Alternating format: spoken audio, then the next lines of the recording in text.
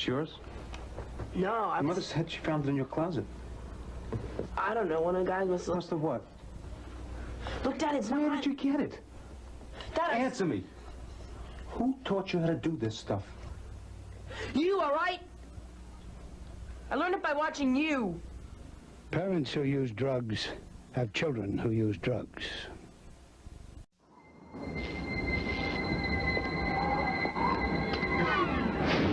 When you decide to step up to this kind of power, this kind of challenge, this kind of flying, crashing, feeling, when you decide to get serious, there's only one place to come. The games of Super Nintendo. No one else creates this kind of experience, because no one else creates these kinds of games. Now you're playing with power, superpower.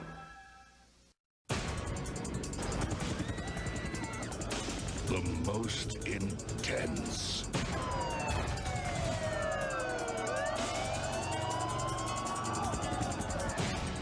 The most horrifying. It's in your blood. Resident Evil 3 Nemesis. The nightmare continues, only from Capcom.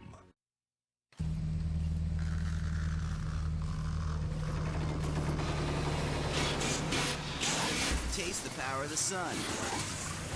In liquid form, the power-packed taste of Sunny D. Unleash the power of the sun! Contains 5% juice.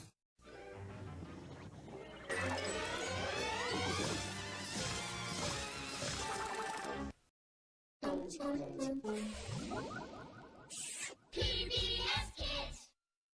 See you later. Bye. Hi. Hi. What are you doing here? I live here, remember? No, I thought you were working late. Gave myself a little. Oh. We'll go out. I'll change. Let's stay home. I'll change. Only Blockbuster has so many movies, so many ways to make your night off a Blockbuster night. Did I hear the phone? Phone? So pick up a movie from Blockbuster and make it a Blockbuster night.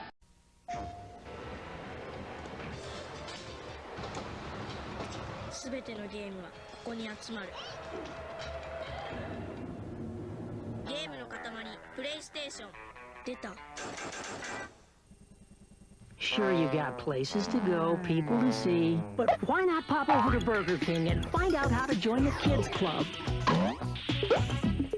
Details are specified in the Kids Club newsletter. You can find out how to get a membership card, stickers, autographed pictures, and have lots of fun non-stop, with or without your pop. So if you can find the time, why not pop into Burger King? And find out how to join the Kids Club.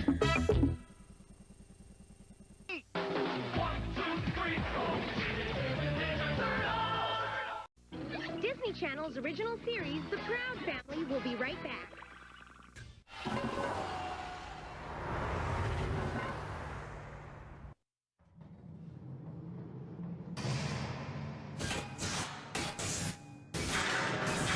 Taste the power of the sun. In liquid form, the power-packed taste of Sunny D. Unleash the power of the sun! Contains 5% juice.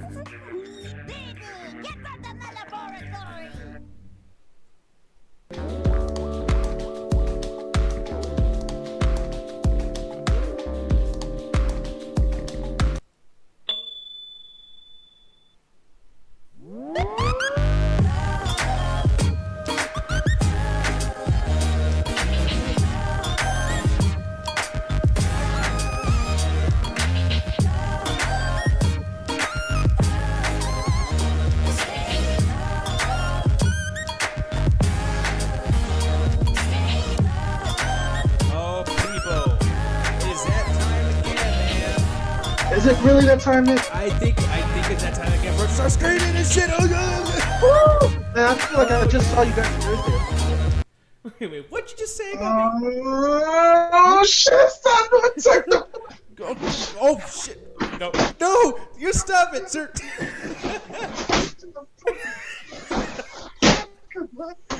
Attack the chat. God damn it! Attack Jesus his Christ. fucking bedroom, man. Jesus Christ. Whatever the shit you took tonight, you need to lay off ASAP. You need to wear better clothing that fits like that much intensity. You just break his chair.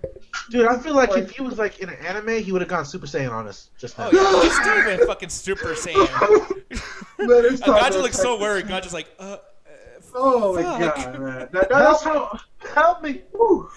Man, all these midnight cheddar texts ain't wearing me out. I don't get no sleep no more, nigga. God, just so you gotta get pumped up, people. Welcome to the we're midnight pumped up, cheddar tech. motherfucker. Oh yes, the midnight chat tech. Do you need some water or something, man? No, what like worked himself up to a heart attack. you know, black people got high blood pressure, so you gotta shit down. So you gotta lower the cholesterol and everything. I think I need a bowl of Cheerios, but I'll be fine. People, welcome to the midnight cheddar Hold on, tech. child. My sugar's acting up.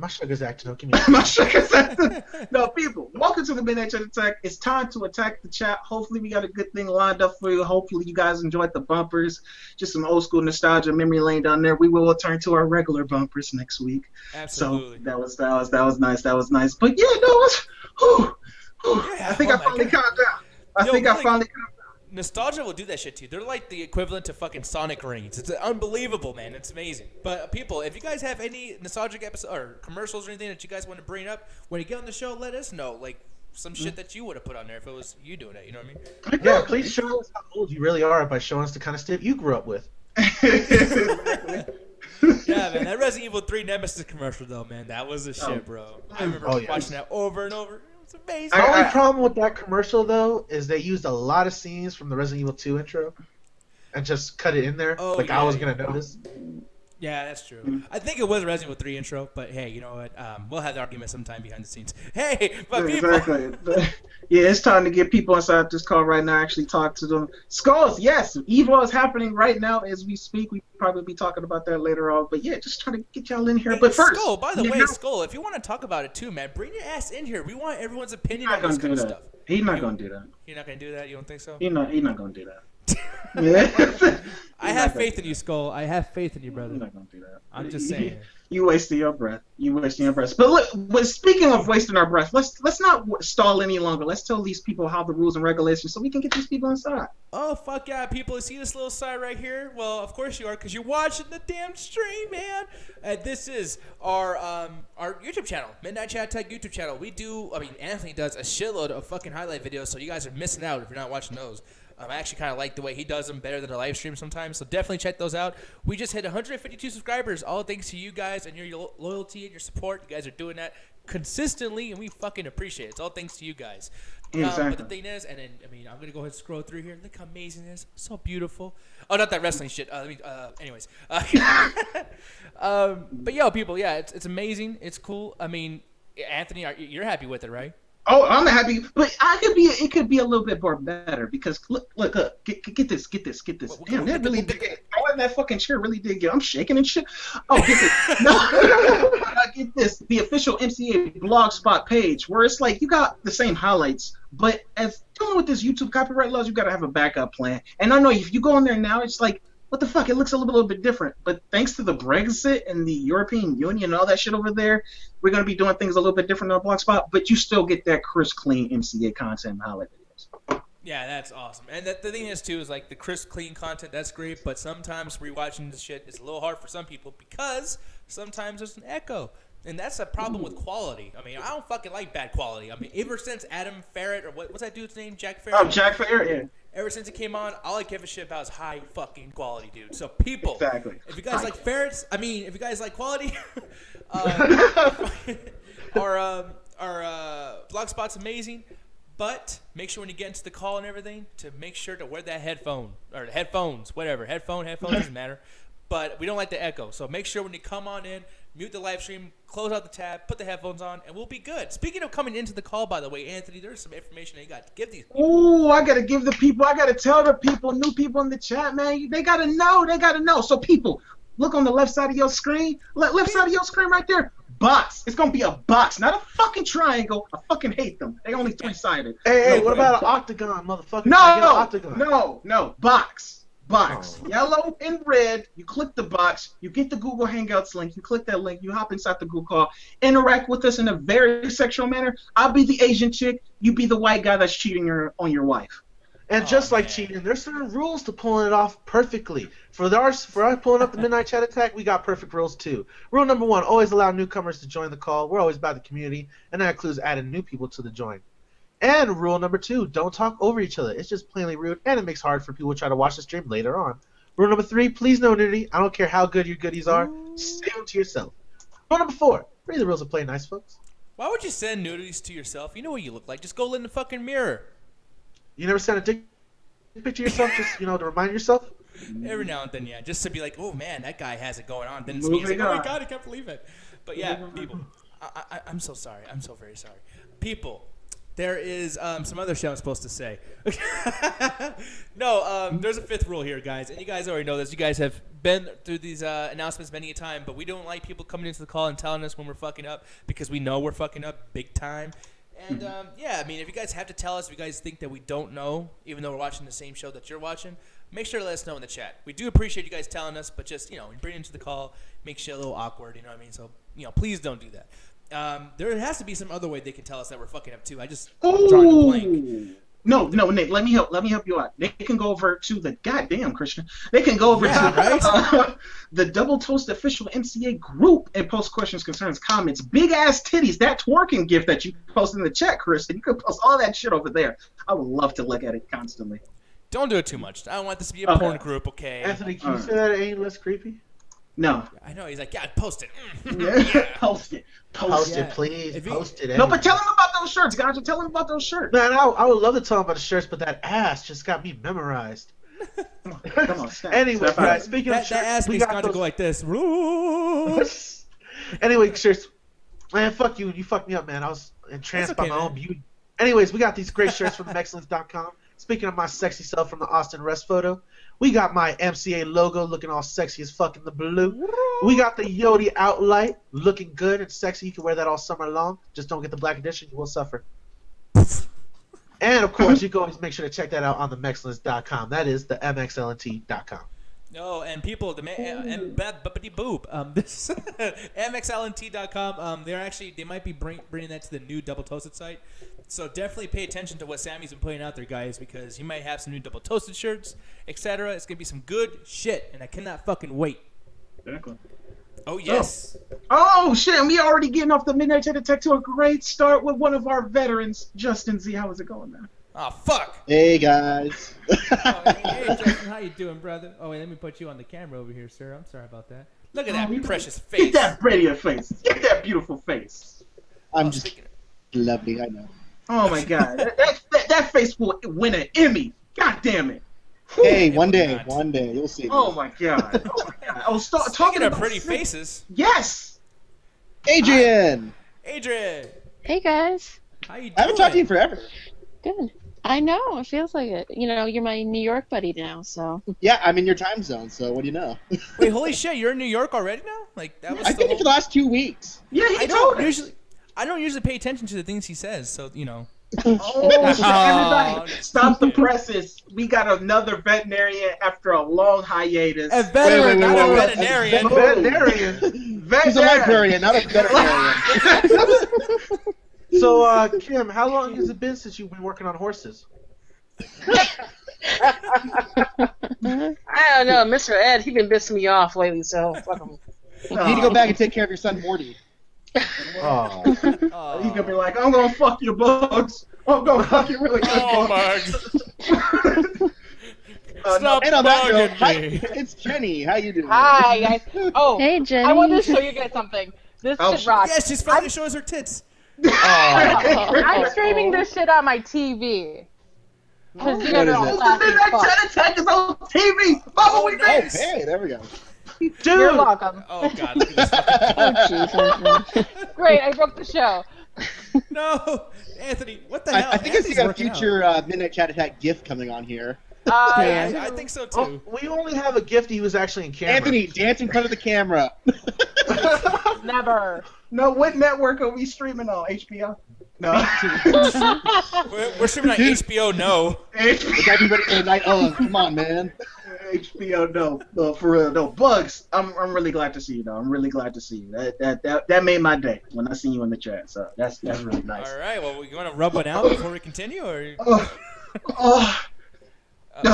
Oh No. my God. Damn. There's a tissue, bro. She's like, what the fuck did I come back to, though? For real? God damn it.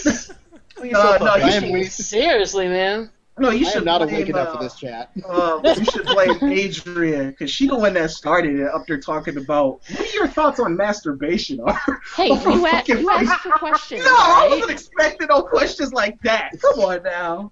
I'm like, come on. That's why you Wait, date did she us. really That's say why you this? date us. Yes. No, yes, That's she said Facebook. this. I'm up there going on Facebook Boy. talking about, Oh, he he got the screen capture. yeah, I screen It captured works. I know. Now I'm over there going on. I wonder if anyone had any doubt on that. It works totally. I guarantee you. Trust me.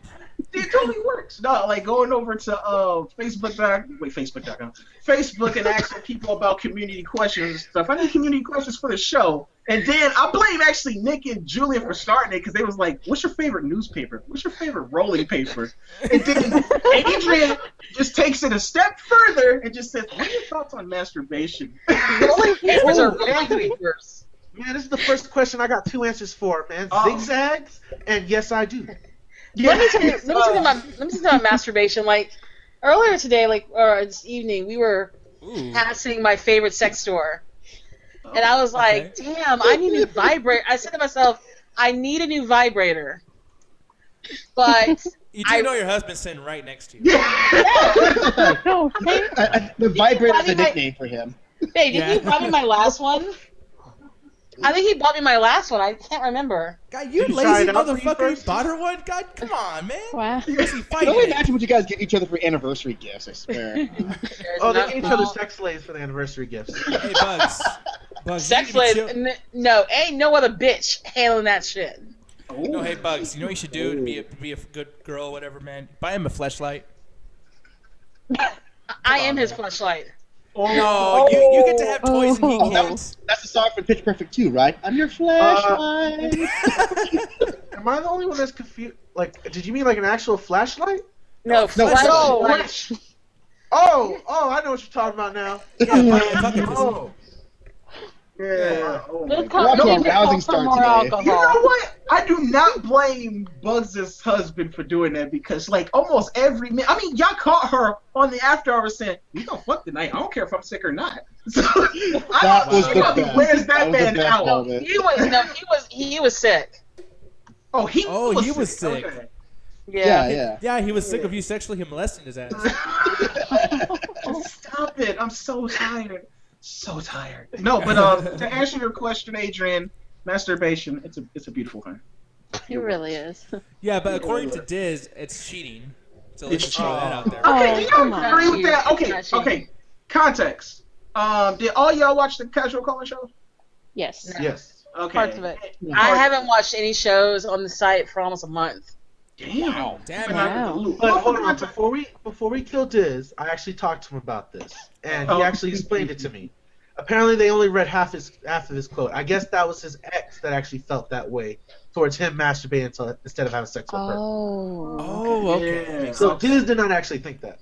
Oh, okay. I was gonna say. I don't like to say this, but considering the girl that Diz had, though, she was like, man, you wake up in the morning, I want to give you a blowjob, a hand job, everything, a Happy Meal. She was ready to go. At that point, I think he just needed a little time just with him and his dick so they can figure things out. You know what's funny too, man, is like she was treating his ass like a cement mixer, man. Like, that was fucked up. That guy was like, he sent a question into the show like, yeah, I can't do it, man. Like, there's not enough in me to take this anymore. And I was like, dude, like, I never heard of the situation, and actually giving a shit, like, I feel sorry for him. But that's a good problem to have, though. So. Oh, Diz, we don't mean it like, man, you know we love you. Oh, yeah, okay, so Gaja, he was like, Diz was like, thank you, Gaja. He was like, I hate Nick so much right now. I'm sorry. Why are you doing that? Why are you throwing me under the bus right now? But Austin, what's going on, man? Oh, nothing, man. Hey, how you doing? Dude, this is your third Midnight Chat Attack, man. I'm surprised you didn't get sick of us. I know. No, man, I like this, man. It gives me something to do on the Saturday nights. Got a lot of time off work, so this hey, you could go out with, you go on a date or something like that, or go to the movies, but no. Here, I don't know. I don't with my friends. Come on now. Oh, you all know you ain't got no friends. Damn! No, I'm gonna need more alcohol before I bring up that shit. So yeah. this bitch got a martini glass this time. I'm classy tonight. Yeah, she is moving on up, dude. Jenni, shaken or stirred? Mixed. There we go. Wait, what if she would have like? I like it black, like my men. Oh. And she's got a lot to talk to Danielle about. Thank you, 80s movie reference. Yeah. Okay. Justin, you got Danielle. Speaking of Danielle, where did she get that screenshot? When did she post a screenshot of her and Corey talking? Oh, I guess FaceTime. Like some kind of Skype, FaceTime, Skype call or something like that. I'm just like, is he cool with that? Are him and Miss Mia still together? Shit. No, I don't. Man, Bugs, don't you do that shit. I don't Come know. on. We're not starting the gossip train here. Come on. Yeah, I don't know. Hey, I've been gone for a month, okay? I've been gone for a month. Hey, I ain't playing favorites, but Bugs, get that shit out of here. Get that shit out of here. I know, she's over trying to start some shit. Corey's gonna be in trouble. Yeah, man, come on now. I have continually wondered, how does Miss Mia still accept his ass after, like... I mean, I feel like we have seen, like, the inside of Corey, and I don't know. What, did you get his colonoscopy? They said it, Mr. Coleman, not me. Oh, he Mr. Coleman now. Please. Oh, man, I wish I could. Please do a jig for you, Mr. Coleman. Mr. Coleman. I'm sorry, Mr. Coleman. Mr. Coleman, I you need your shoes shine. You need your shoes shine, Mr. Coleman. Why do you have to bring race into that? Come on. No, I'm not judging Bugs, because if I was black, I'd be making those same jokes right now. Ganja, you have my permission. You can make the fucking joke. No, dude, don't do it. I'm telling you. Nick stopped me in mid-sentence like I was a car ready to start out. No. I already apologized to Look at the her people in the room. Fucking Justin. Yeah, crazy, man. I kind of forgot what I was about to do, but before we get into the show, man, we got a lovely crowd here. Before we get into it, because y'all motherfuckers gonna make me drink by the end of this. Y'all gonna make me Christian.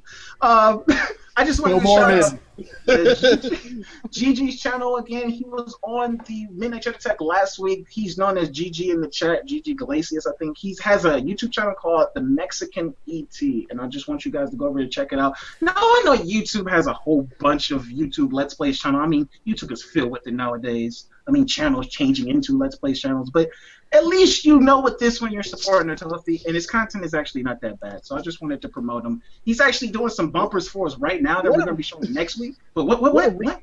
Not that bad. You know, it's not great. It's not great. It's not that bad. No, it's kind of like a personal thing because I really don't like Let's Play channels all that much anyway. So it's kind of like hard for me to like it at all. But it's just like him. It's not bad. He puts effort into it. The main thing here too is honesty from us, man. Like I don't like the fact that I don't want to kiss anybody's ass. So if we ever plug your guys' stuff, it's because it is really good. Like Ruthless Wonder has his own podcast. I'm sorry, I forgot the name of it. I apologize. But it's very, very good. Ruthless, goddamn. Yeah. The Wrath of Ruthless. Okay, yeah. And it's very, very good too. He talks about a lot of like smart people shit. And it's good, man. So like and this guy's good too. Like GG, you're the shit, man. I love you. And I'm not gay, so yeah. Anyways. Well, that still is not to be proven. So. Mexican ET though, what the fuck does that mean? I don't know. I forgot to ask. No, honestly, he's an illegal alien. Come on. I just want to know, do you ever get a chance to phone home? Going to Mormon hell, Justin. Spooky Mormon hell. Dude, Justin, I'm surprised that even came out of his mouth. Like, I know. Now, Right? we're come really on. No one else was thinking that. I'm just saying. No, made him bad. We all made Justin bad. Plus, he's living in New York now, so that's gonna be like asshole on top of No, asshole. he's not in New York City. He's in Syracuse, but still, you know. He's too close. Hey, all I want to say, Adrienne, you have Mormon land.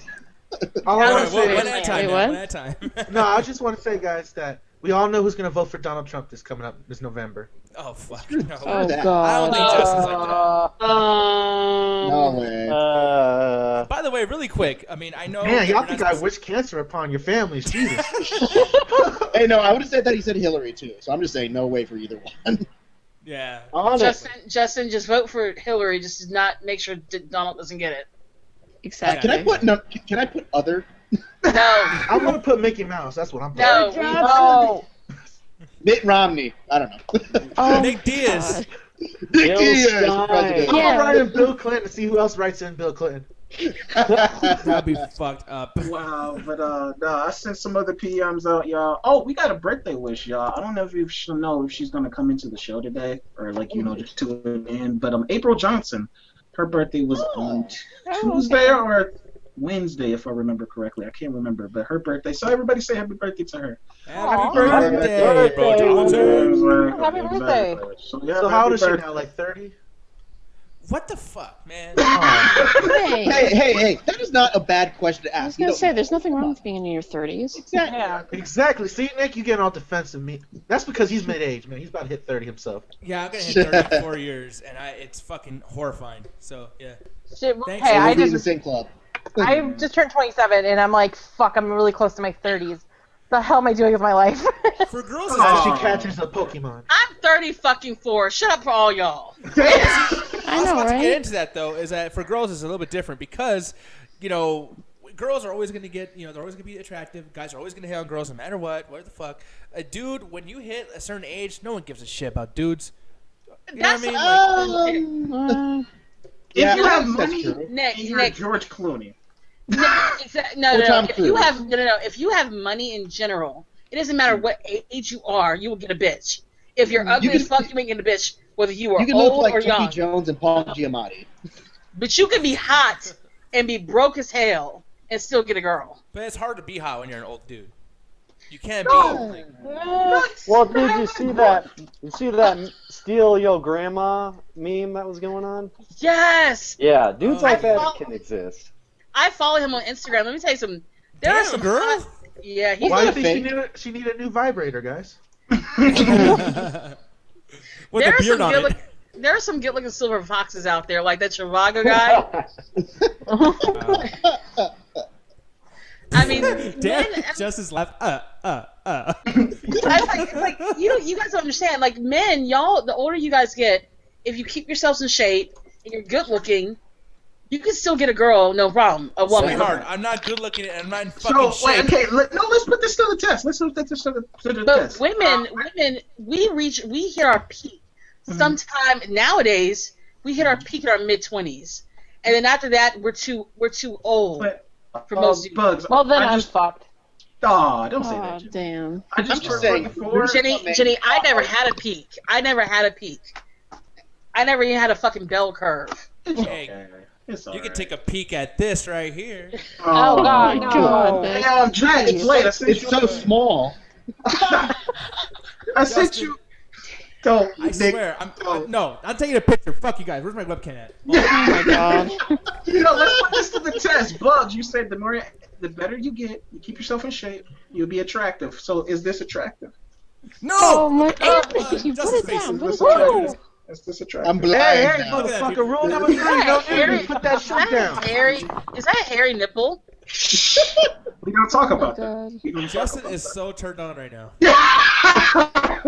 So are we all wish. just showing our tits tonight, or? that. Yeah, I mean, Adrienne, you're next. You're Adrienne. next. The no nudity rule. I think you broke that. I know, I kind of did. But it really doesn't count because there's nothing there. So Well, it's like we actually go by Twitter rules, so female nipples, the only no-no.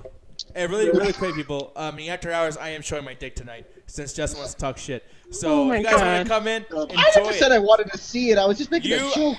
I see it in your eyes. You want it, you faggot. I see it in your eyes. Such hateful language. Justin, he sees in your eye, man. You want the Mexican burrito in your face, bro. He knows you want it. Don't call it that. That's disrespectful. We go. Wow. God damn it, man. We went off the rails. Jesus Christ. Holy shit. He's got a beefy 5-layer for you, brother. Just stop. Just stop. He got that meat bean burrito. You know what? You ladies are incredibly. Don't ignore whatever was said. You ladies are beautiful no matter what age you are. Yeah, Justin's here because he's about to get a hard taco. Hey, Justin's just trying to get off the topic so he won't be talking about the 5-foot footlongs or whatever, the $5 footlongs. What? No, but you know what? I wanted to ask you a question.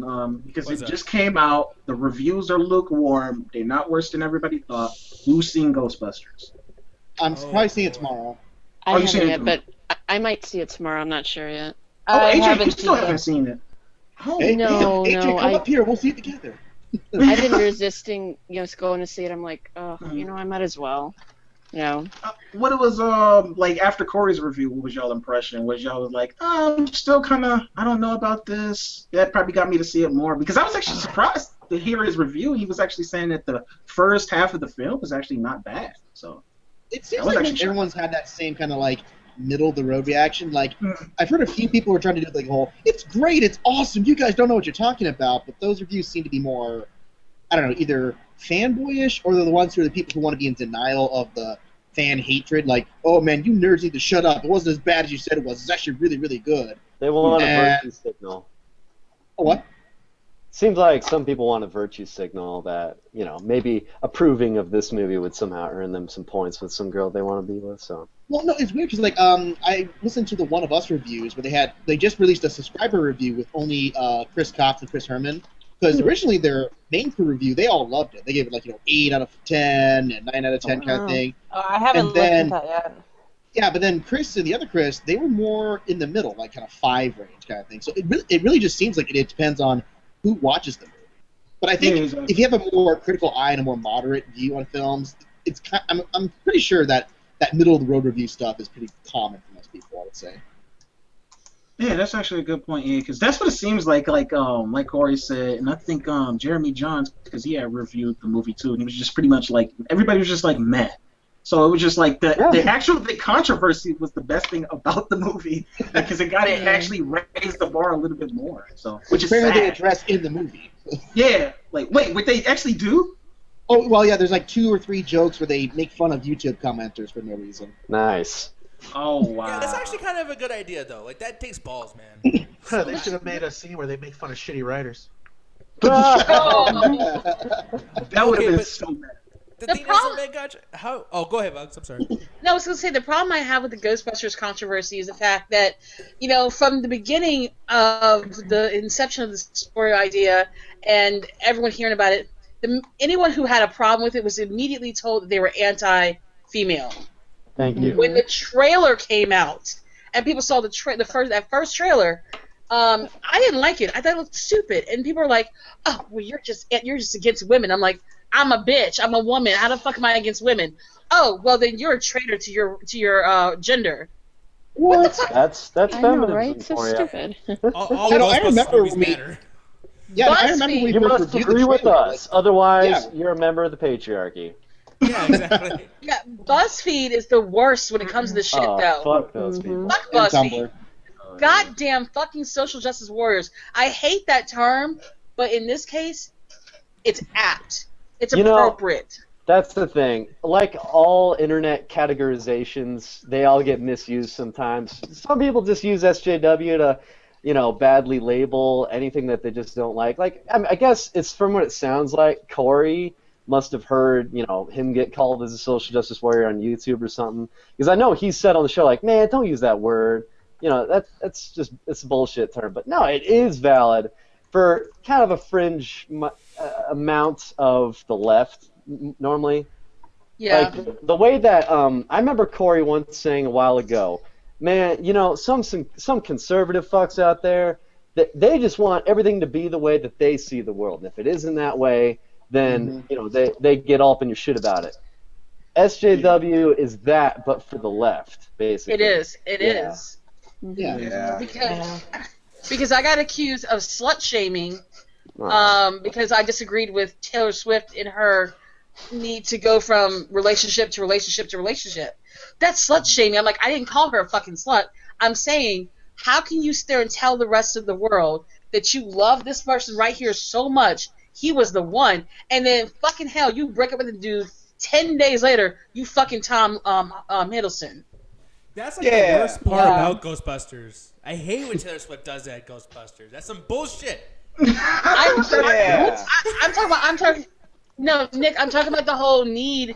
I'm talking about the whole feminist thing, and that is at the heart of the whole controversy surrounding Ghostbusters. Do you think this Ghostbusters kind of like brought all of the feminists? Like this kind of made it worse. Like it was like a little dark hole in the middle of the internet that nobody paid attention to. But this movie came out, everybody was just like, "Oh shit, they do exist." It has made it worse because now I'm like, it's embarrassing. When I say I'm a feminist, people look at me like, ooh. Yeah. They're like, I'm like, no, bitch, hold on. I'm not that kind of feminist. I'm the kind of feminist where I'm like, if you want me to stay-at-home mom, bitch, be a stay-at-home mom. You want to go work for a living? Work for a living. You want to be a working mother? Be a working mother. Well, it's kind of like the same thing with I didn't know that. I was a feminist, too. I think that's more of an egalitarian stance, but we forgot to introduce somebody, Jax. Man, it's actually been a while since you've been in the Midnight Chat Attack. Hey, how's it going, everyone? Hey, Jax. Long time no talk. What's up, black screen? How about you turn your webcam on? I can't right now because I just got out of the shower. Anthony already showed his chest. You can show yours too. Well, I mean, all the more reason to turn it on. Well, Jax, this went up 20%. I think, dude. I feel so sorry for Bugs' husband. Man, you tell this dude you can't have a toy, no one can fuck with him, you get your own vibrator, and then you're flirting with Jack's blade. What's wrong with you?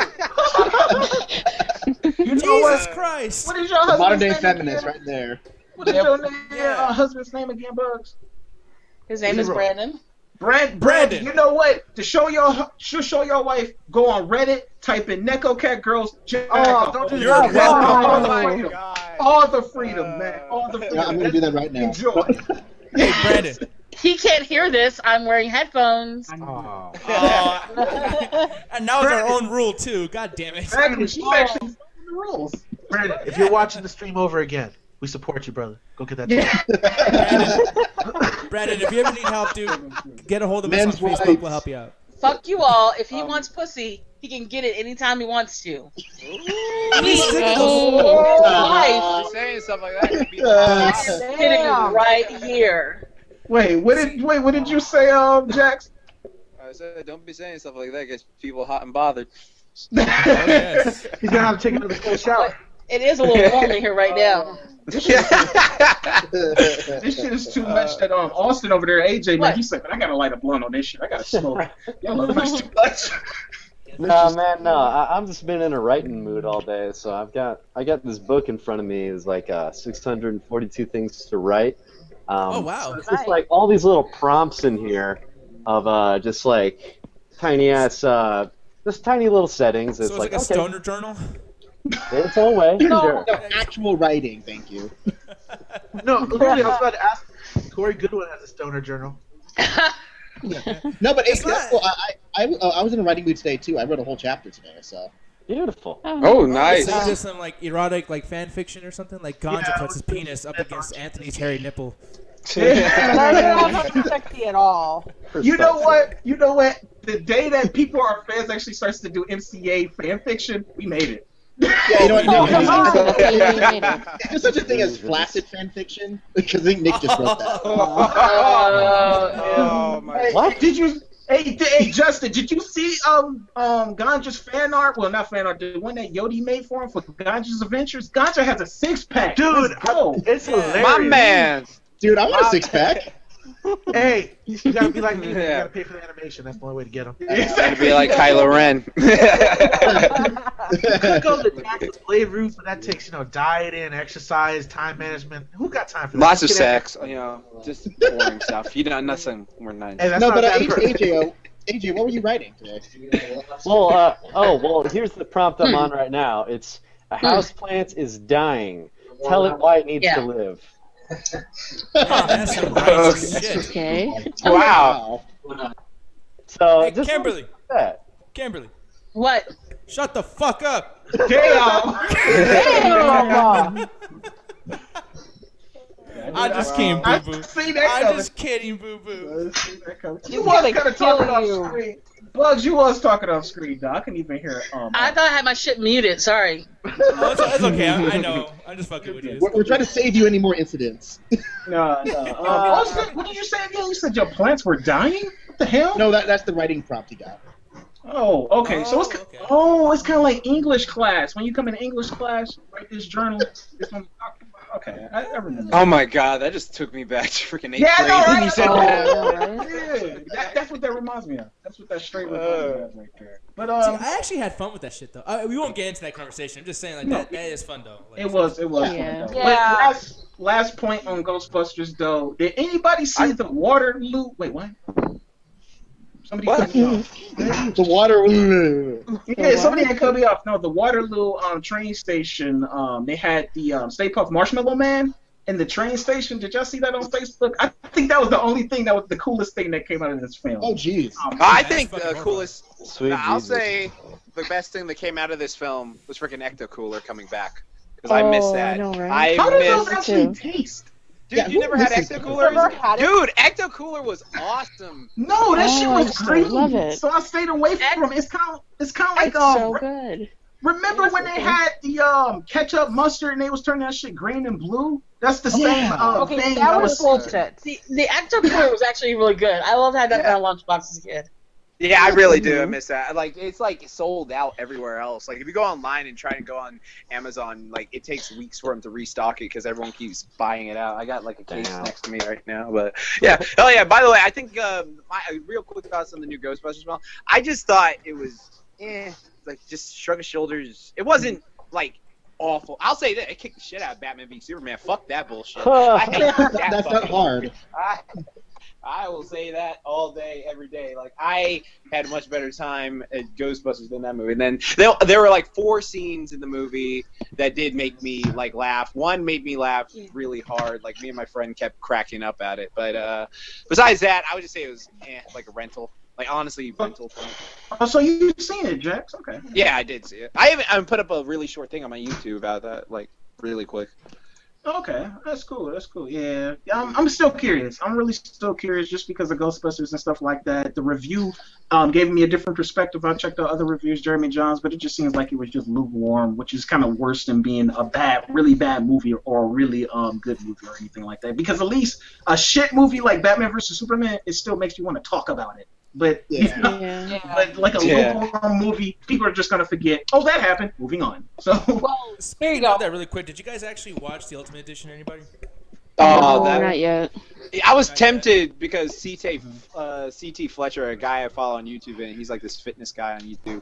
He was in it and he like shanked someone, and I was just like, oh fuck, I kind of want to watch it, but then I was just like, nah, I can't be dealing with that bullshit. All right, fuck that. Yeah, I already wasted 2.5 hours in that movie. I don't need to go through it again. I know. Exactly. That's why I mean, Anthony, because me and Anthony just really watched it. Like, I watched the bootleg version of the theatrical, and I was mad at it. I thought it sucked too, but it's like whatever. But now watching it, I mean, before I even go into my thing, because everyone's gonna hate my opinion. But Anthony, what about you, man? What did you think about it? I know, yeah, okay. I finally watched it because he was trying to get my mom to watch it, and she was just like, I gotta do this. She was like, fuck that shit. Yeah, yeah. She was actually curious too because I had to put the movie on the fucking flash drive and shit like that. It was a mess. So that was already a mess. But when I actually sit down to watch it, I was just like, movie credits hit. That wasn't as bad as I thought it would be. Because I was thinking it was gonna be a complete train wreck. But okay, the whole Batman killing with a gun. When I finally seen that, I was just like, Oh, that's not good. And then Superman just being grim and stuff like that, like he wasn't really heroic or like had no confidence about him or something like that. That was kind of weird.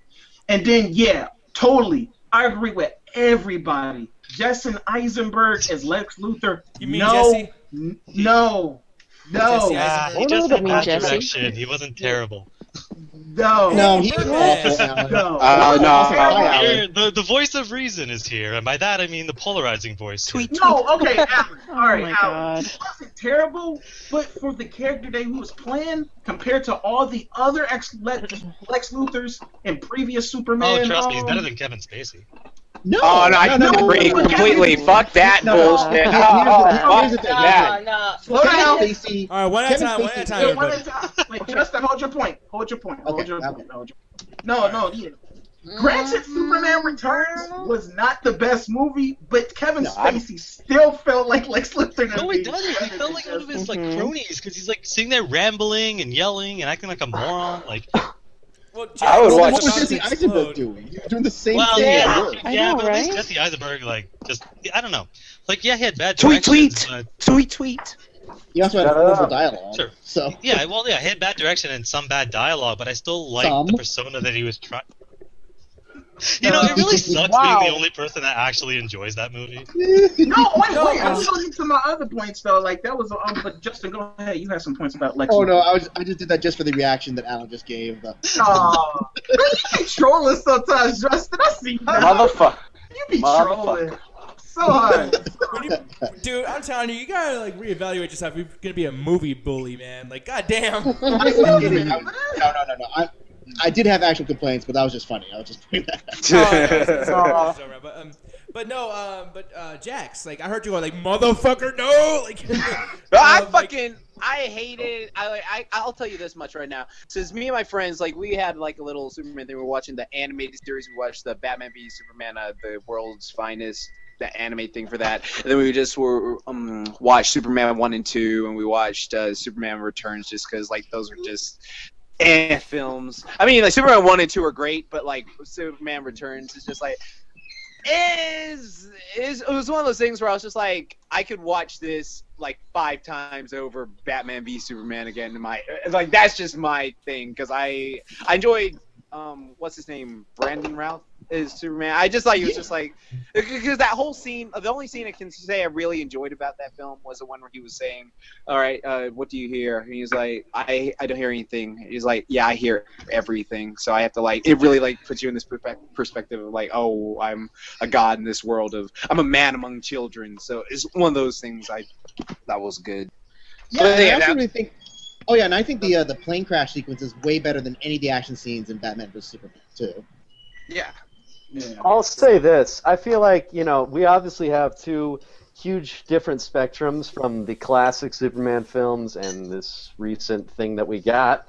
And definitely what it seems like what we need was just something right in the center of those two extremes of like this hopeful, kind of patriotic almost, really simplified, easy story to consume, and this darker, more intense, more badass. I've enjoyed most of the action, but it's once again lacking substance. And if they found a way to combine those two somehow, then that would be good. I was always in the camp of freaking Steven Spielberg should have directed that freaking movie, Man of Steel. Oh hell yeah!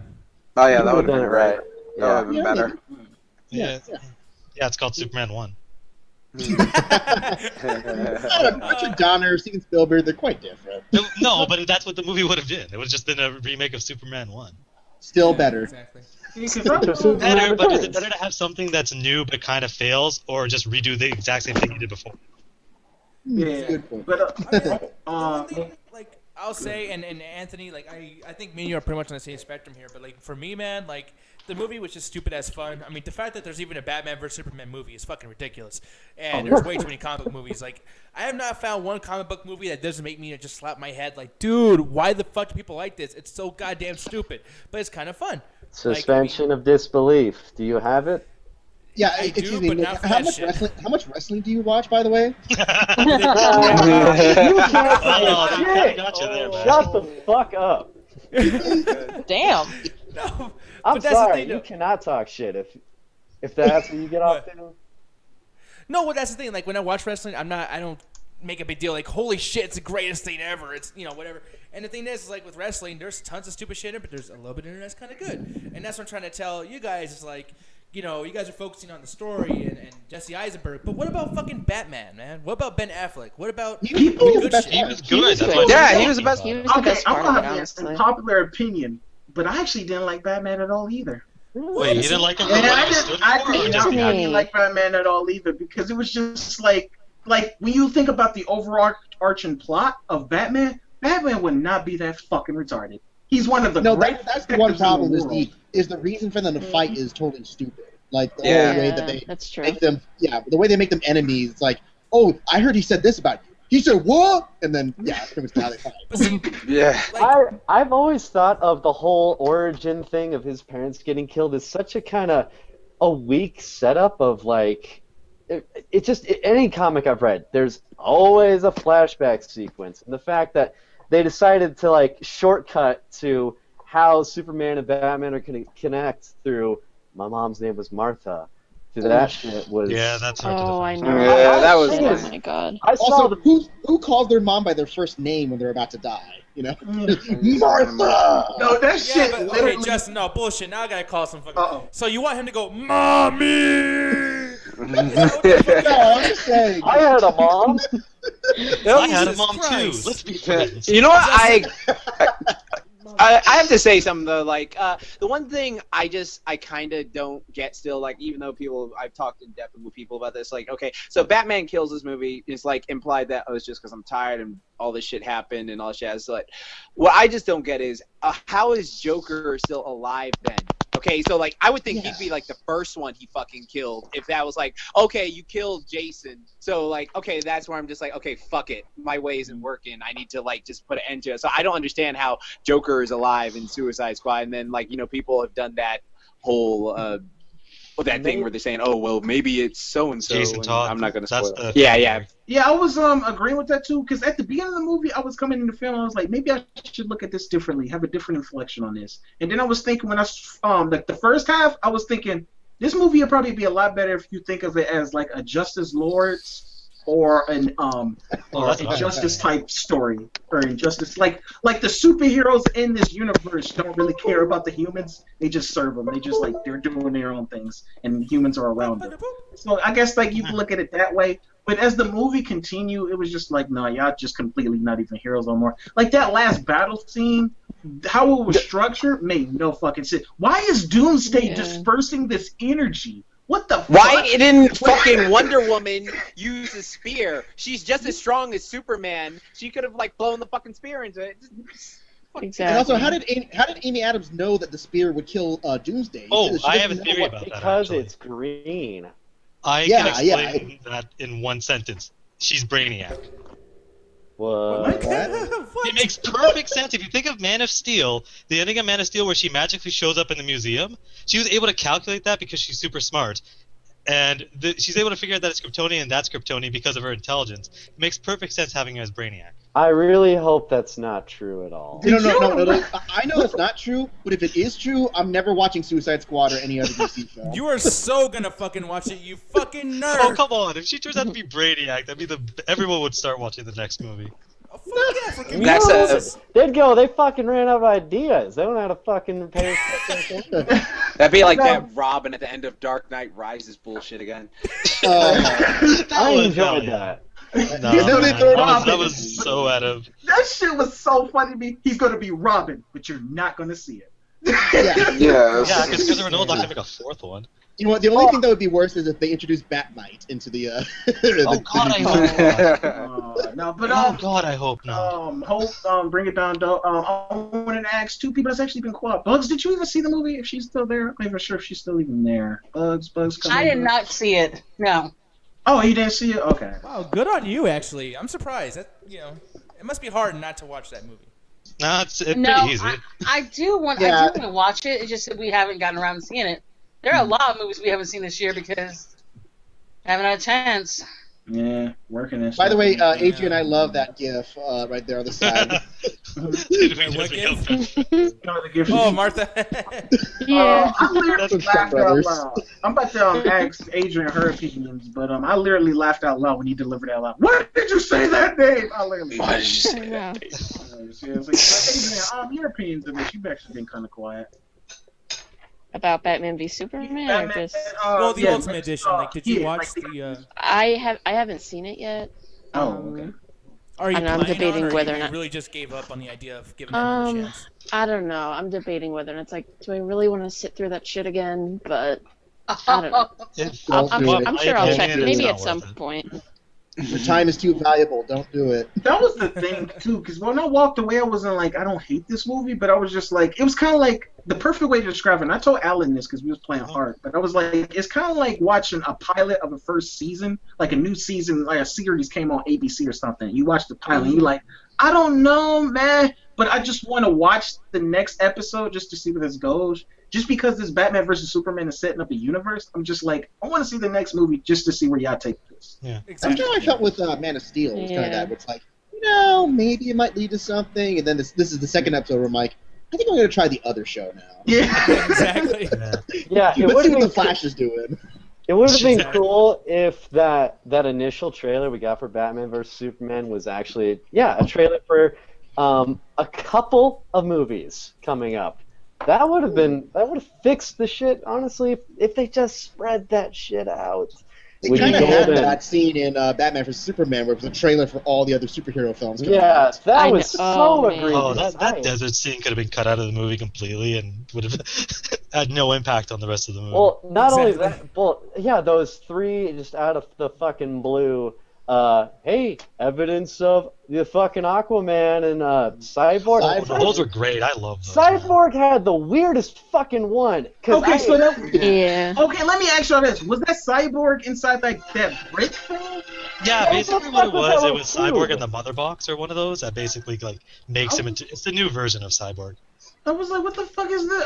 I'm confused. If you watch Justice League War, that's basically like it basically explains how Cyborg is basically being made by that thing.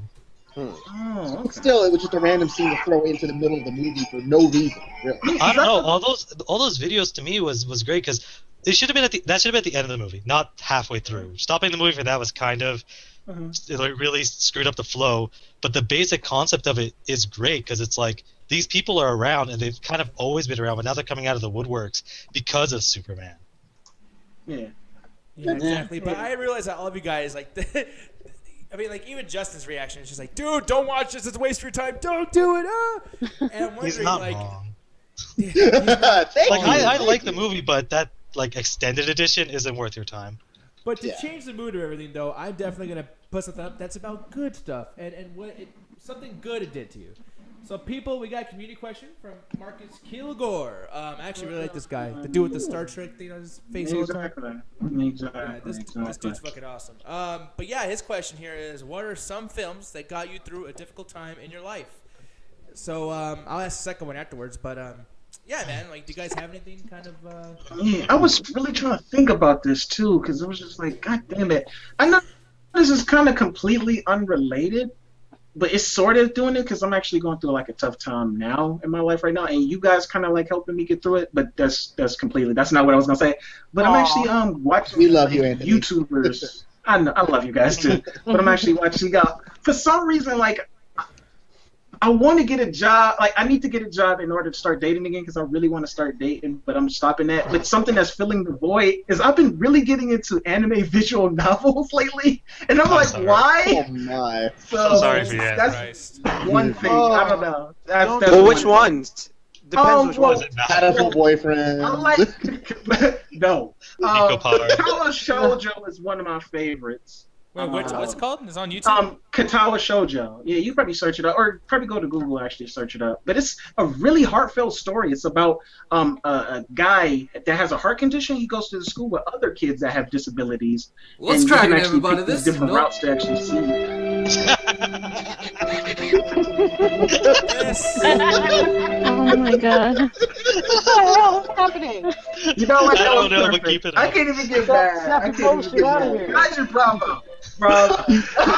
Poor black boy. How bad was that gonna get, Anthony? And the kids had heart surgeries, and no one was gonna pay for it. One kid lost a leg in Vietnam. I mean, Wait, how did the kid lose a leg in Vietnam? No, it's kind travel. of like different kids, like different routes. But all these kids got disability. Like one of them don't have their legs, but they're a runner because they want to spite, like say "fuck you" to life because their legs are gone because they lost them in a car crash. One That got sounds hurt. hilarious.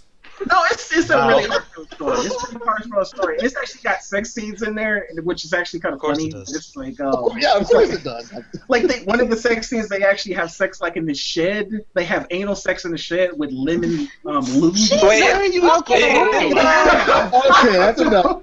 So, how did this get you a hard time again? Like, No, it's like Is I that hate to it tell them y'all this showing? because y'all gonna make so much fun of me. But like I said, I want to like start dating again, and I guess this is kind of filling a void or something. I don't know. Yeah, that Oh first man, week's I gonna be great. That's not a void. That's a goddamn chasm. black hole. Oh, man. We're You're probably right. You're probably Before right. you get back in the dating game. You might want to fix that shit. Yeah. We're By not. that yeah. when we delete your history. So, Anthony, spoiler alert, See you a just made it therapist. last that much longer. Yeah, I'm just gonna say, watching sex scenes in the shed are not gonna help you get a girlfriend. So. Not the right kind, anyway. I just want to know. You never had sex before. Anthony, I just want to know, man. How did the kid do it with one leg? Like, how is he standing up behind the shed and shit? Like, how's that Nah, possible? she's on top, man. You need to work. Wow. I want to show y'all that picture so No, bad. no, Oh, Oh, please no. No. No. Hey, baby, call me a pirate, because I'm going to get that. See, Anthony, this is a cleverly staged intervention. I know. No, I just wanted to put mine out there so y'all can feel comfortable with y'all. Okay. So now I like how Anthony did his own intervention. Like he articulated this fucking thing by himself to help himself. That is brilliant right there. The You have a subconscious problem. Fight Club. No, but okay. Does anyone else have any like non-pornographic weird? Shit, compared to that, shit? man. I got one. I It was, got one. I remember back in September, like I lost one of my I just that year, that was just like a fucked up year. Like I was like losing people, like I lost family members and friends died, and then like I lost like this girl I really loved and cared about. It's like she just left, and it just made me feel I was just feeling like shit.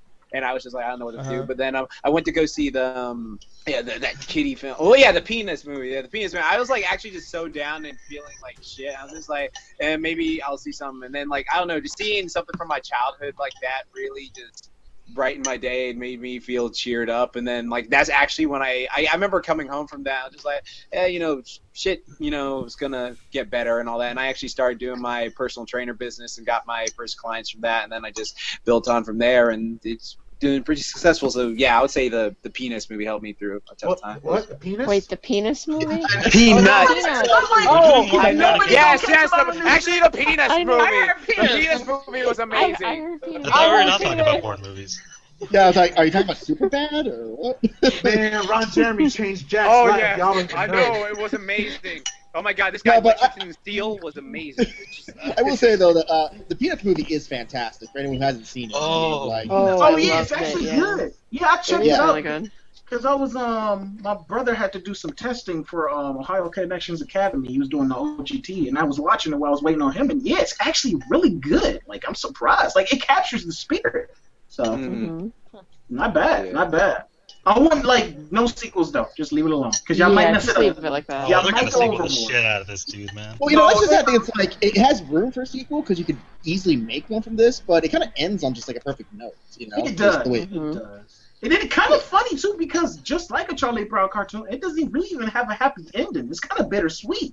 Well, actually, it had a happy ending. The girl, I mean, like, it's not really. Spoilers. I'm not gonna spoil it. Yeah, I'm not gonna spoil it. No, But like, you yeah, can spoil it had it. a pretty This is old, sweet man. ending. It wasn't like I mean, it came out last year, but still, I really want people to go out and see it, and it's a good film. But it didn't really have a bittersweet ending. Like the ending was actually kind of sweet when you think about compared to all the other Charlie Brown movies, where it's like, no, you're a fuck up, fuck you. It's just like, Yeah, The Walking Dead is more heartfelt season finale than that show does.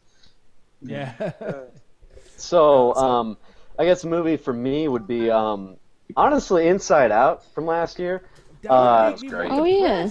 Like, serious. I mean, I wasn't even having like a bad time, but that's one of those movies that so makes you think about yourself and your own, like just what makes you you. And you know, yeah, it was one of the first times I actually shed legitimate tears in a movie, and I was just, you know, it makes you come to terms with yourself, and that's more than a lot of movies can make you do. So Austin, don't feel bad, man. I was on a flight, maybe 2 hours, surrounded by a bunch of adults, and I cried my ass off when the little imaginary friend died when he fell back in the hole. Bing bong. Spoilers! Yeah. Aw. Yeah, no, that was legitimately my favorite movie last year. Yeah, it was on my top 10 list too. That was, I'm sure, an emotional bond with Austin. That scene was that wasn't even the scene that was sad, but the scene that got me was when she got on the bus and the control system was turning black. I was like, no. Oh, yeah. I started And then falling. when she finally talks to her parents at the very end too, that was the part that got me a little. Yeah, that really got me too. This is what actual conversations with adults are like. You know what I mean? It's like it's actually genuine human emotion here. Yeah, and it was just like that movie is genius too because it was like no real antagonist. It was just by circumstance.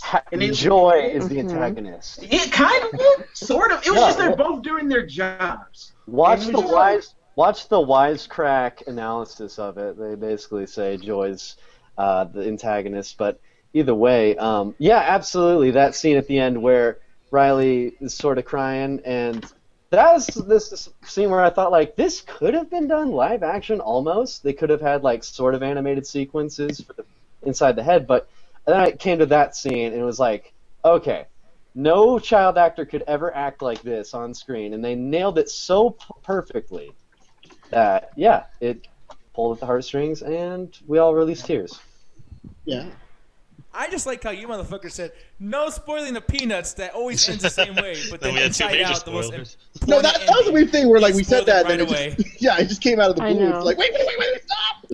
That's why I call bullshit on He was spoilers. having an We can spoil emotional it. moment, though, Nick. Come on now. I've got one. Ooh, go ahead, Lex. Okay. And please do not laugh at me. We won't. I'm already about to laugh, but go ahead. Yeah. My dog Skip. No. Oh my god. Oh, that's amazing. I think like the last or first major as an adult transition I had in my life was when I graduated college, and I had found myself. I mean, I'm gonna be honest. It sounds as corny as it sounds. I found myself in college. I was comfortable there. I had a support group. I was, Miss Popularity for once, and so many things were changing at the same time. I had just broken up with someone. I didn't really care about him, but it sucked that I broke up with someone. And so the movie that actually got me through was Under the Tuscan Sun. Oh, Interestingly enough, because at the beginning of the movie, when she's been cheated on by her husband, kicked to the curb, put out of her own house, she's broken. And a year goes by and she's still broken. And slowly but surely, just on a lark, she finds herself again. And it sounds like your total chick lit, white woman goes on a trip around the world kind of shit. But in all actuality, this, with this, it's a little bit more realistic. The idea that I go on a trip and I've got all this money in the bank to buy a house with. Oh shit, I found a house. I'll buy it. On a lark. And by the time she's got all these pitfalls and all these things that she gets her heart broken again. Shut up. Oh, damn. She gets her heart broken yet again.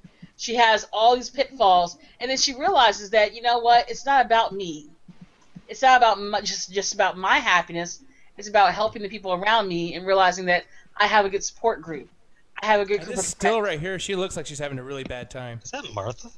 No, it's Diane Lane. No, I mean, that is Martha. Hey, Yeah, Diane Lane was pretty fucking hot in that movie. You're not wrong. She was hot. No, And she's aged well. yeah, it sounds silly, it does, but when that shit was happening, that last semester of college, I watched that movie, I kid you not, I don't know why, every fucking day. Every single day. Did you not have HBO, or? It was in the dorm. We were living in an on-campus apartment, so I had a really nice DVD collection, but that was a movie in my collection that I watched over and over again to kind of heal my broken heart and get through my anxiety, and by the time I left, I was much better. Oh. I was really... Go ahead. I'm saying that last day when I drove away, I'm not gonna cry because I'm remembering that day. But I hugged my roommates and one of my other best friends because they also had one more year to go. That last day when I hugged them and I drove away from them, I could see them in the rearview mirror. As much as I knew I was gonna miss them, and that we would all never live together again, I knew I'd be okay. And do you think it's because of you watching this movie and stuff, or? That movie helped get me through, because even when I got home, I was still watching that movie a lot that summer. And that movie and Bend It Like Beckham, for some reason, I was watching that a lot too. But see, I could see how it would have that kind of effect on you. Just damn, man, Bugs being real, like. Yeah. Like, I know it's like a sad thing, but I'm actually really flattered that you want to share that with us. Like, legit. Like, I don't know. Nice shit. I'm looking at the chat right now. I don't know if he's being an asshole or not. He's serious, but Skulls is like, cry, Bugs, cry. Let it out. Bugs. Well, it's Skull, so there's a good chance he's being an asshole. No, but yeah, that's really because my mom was always told me when she was in college, like college is really that time for experimental, just finding who you are, what makes you happy. So that's actually Absolutely. That's what happened to me my final year of college, honestly. Same. Yep, it's that experimental stage. So you just find who you are. So actually, when you said that, Buzz, like that's actually a really heartfelt answer. Because when you said "don't laugh at me," I thought you was gonna say something typical like the color purple. So. I mean, I just feel bad that I have no idea what this fucking movie is. I remember seeing promos for it. I've never actually seen it myself. So it's a better version of Eat, Pray, Love. Yeah. I remember that. Okay. You know, it's. I like how the whole show was like, oh, damn. I said a better version of Eat, Pray, Love. Yeah. Mm-hmm. Okay. So it's definitely better. Definitely better, yeah. But it's like, I mean, as far as being heartfelt, I mean, like, yeah, I mean, it's what college is for. And I mean, the people that I met in college, you know, especially two of them, I'm still best friends with them to this day. I mean, fucking hell. The whole time I've been talking to you guys, they've been chatting, they've been texting me in a group text back and forth. That sounds very annoying, actually, but that's cool that Well, I mean, we live apart. You know, one lives, you know, an hour and a half away. Another one lives in North Carolina in Charlotte. So I mean, the three of us, you know, we're so close, but we just don't see each other as often as we'd like. So see, this is how I feel with me, Anthony, and Ganja, and Allie in '90s. Like we're all in different areas, and I cry sometimes. I'm thinking about Anthony. I think about him showing off his nipples earlier. Just like, dude, like I just wish he was here, man. I just wish he was here, man. I'm sorry. Who's the game one in the chat right now? I don't know. There's a competition right now. For the next minute, just me. But I'll bring it back to my side. Don't worry. I don't really have an example of a hard time per se, but I do know that whenever I'm feeling kind of, I guess, down or not feeling too happy, there's always one film that's guaranteed to make me lift my spirits and that stuff. And it's funny because I actually just watched this last night for a movie night with some friends I made, and it touches to the romantic side of me. It's Beauty and the Beast. Nice. I don't know what it is. Like that movie scared the hell out of me as a kid. Oh yeah, it's intense at moments. That's what I'm saying. Where it's like, there's just something about it so perfect to me. You know, it's that right amount of humor, drama, romance. You know, good Disney classic '90s formula. There's just something uplifting about that for me. Mm-hmm. So yeah, I always just, if I'm feeling down that day, I just play like Belle or one of the songs just randomly, and it'll cheer me up. Or he goes to Roll 34 and just pulls out the Belle is so the perfect Disney princess. I don't want to sexualize her anymore. You know. Then you already have. Hey, Hey Justin, have you seen the actual the musical version of it, like the live stage version of it? Not at Broadway, but I did see a theater version of it. Yeah. So. Okay. Yeah. Because it's a good musical. Like itself is a good musical. I'm actually seeing it tomorrow because my parents and my brother are doing it at a local theater production of it, and I'm seeing it with my grandma, my best friend tomorrow, who also loves Beauty and the Beast. So it's a good film. It's a good story, just in general. So Hold on a second. Damn, Jenny, you are fucked up. What? Because you are slurring. I don't know. I noticed it. She's actually she's holding it well. I haven't eaten much today. I just had some juice. So I don't think that's gonna counteract my alcohol. Jenny, you're fine. Jenny. Let her live. Somebody called her out for slurring, so her first instinct was to drink more. Throw under a bus. I'll drink that. Hey, I'm from Wisconsin. We drink a lot. What can I say? Pour it up. Hey, cold.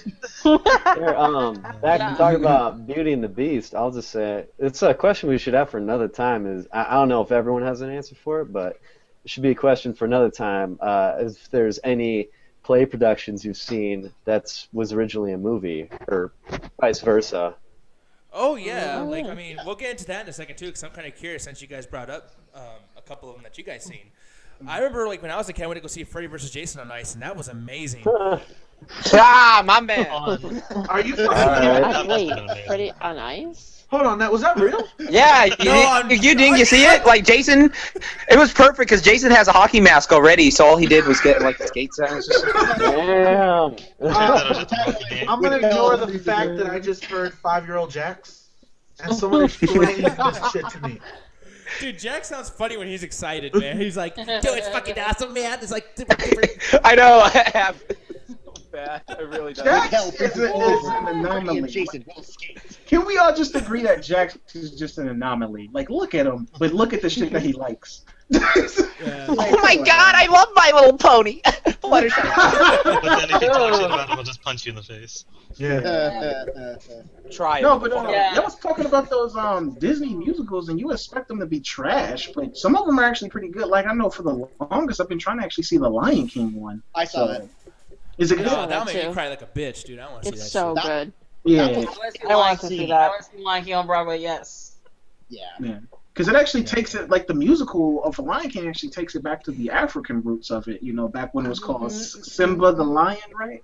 Kimba the White Lion. Yeah, oh, no, that's Kimba the Japanese roots. Yeah, but not only just that, it's the whole kind of very expressionistic view of Lion King, where it's all abstract puppet work and shadow puppetry and optical movements. It's really, really it's one of the things where it's not any better per se than Lion King movie, but you have to watch it just for the spectacle. It's amazing. Man, I haven't seen any plays, but I did go see Cirque du Soleil, and that shit was amazing. Oh yeah. Those guys are freaking jacked. Fuck yeah, they are. Especially the dudes that lift each other just with the body. Yeah, that shit is insane. With the body. With the body. You said Cirque du Soleil? Yeah, Cirque du Soleil. Yeah, man, come on, man. Where you been? I don't know what the fuck that is. Get cultured. Dude, Get your culture done. No, but why are you looking at him, Nick? I just had to stop. Gigi's actually in the YouTube chat. You was actually right, Justin. He said my channel is called Mexican ET because it was referencing that I'm an illegal alien. So, holy shit. Well, Gigi, before you admit that online, you might want to get the green card because they are sending people back. Donald Trump. Personally. No, but look at this shit. This shit is actually spectacular, though. Like, the Vegas is pretty much filled with this type of stuff. And I saw the O show, the one where they do all the waterworks and that kind of stuff, and that was just spectacular. Just all the trapeze acts and underwater diving acrobatics they do. That stuff. It's just amazing. Yeah. Well, yeah, they have a whole thing where they're using tanks, and you have you can see through the windows, and they do kind of synchronized swimming techniques. You know what, Bugs? I'll sync it with you. You ready? The circle. Okay, you guys are fucking terrible. Yeah. Ellie, Cajun Ellie. Somebody help me.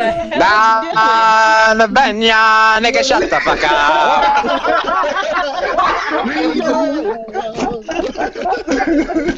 That needed to be said. I want to use that even better as an African champ. I want to use that as my ring so bad.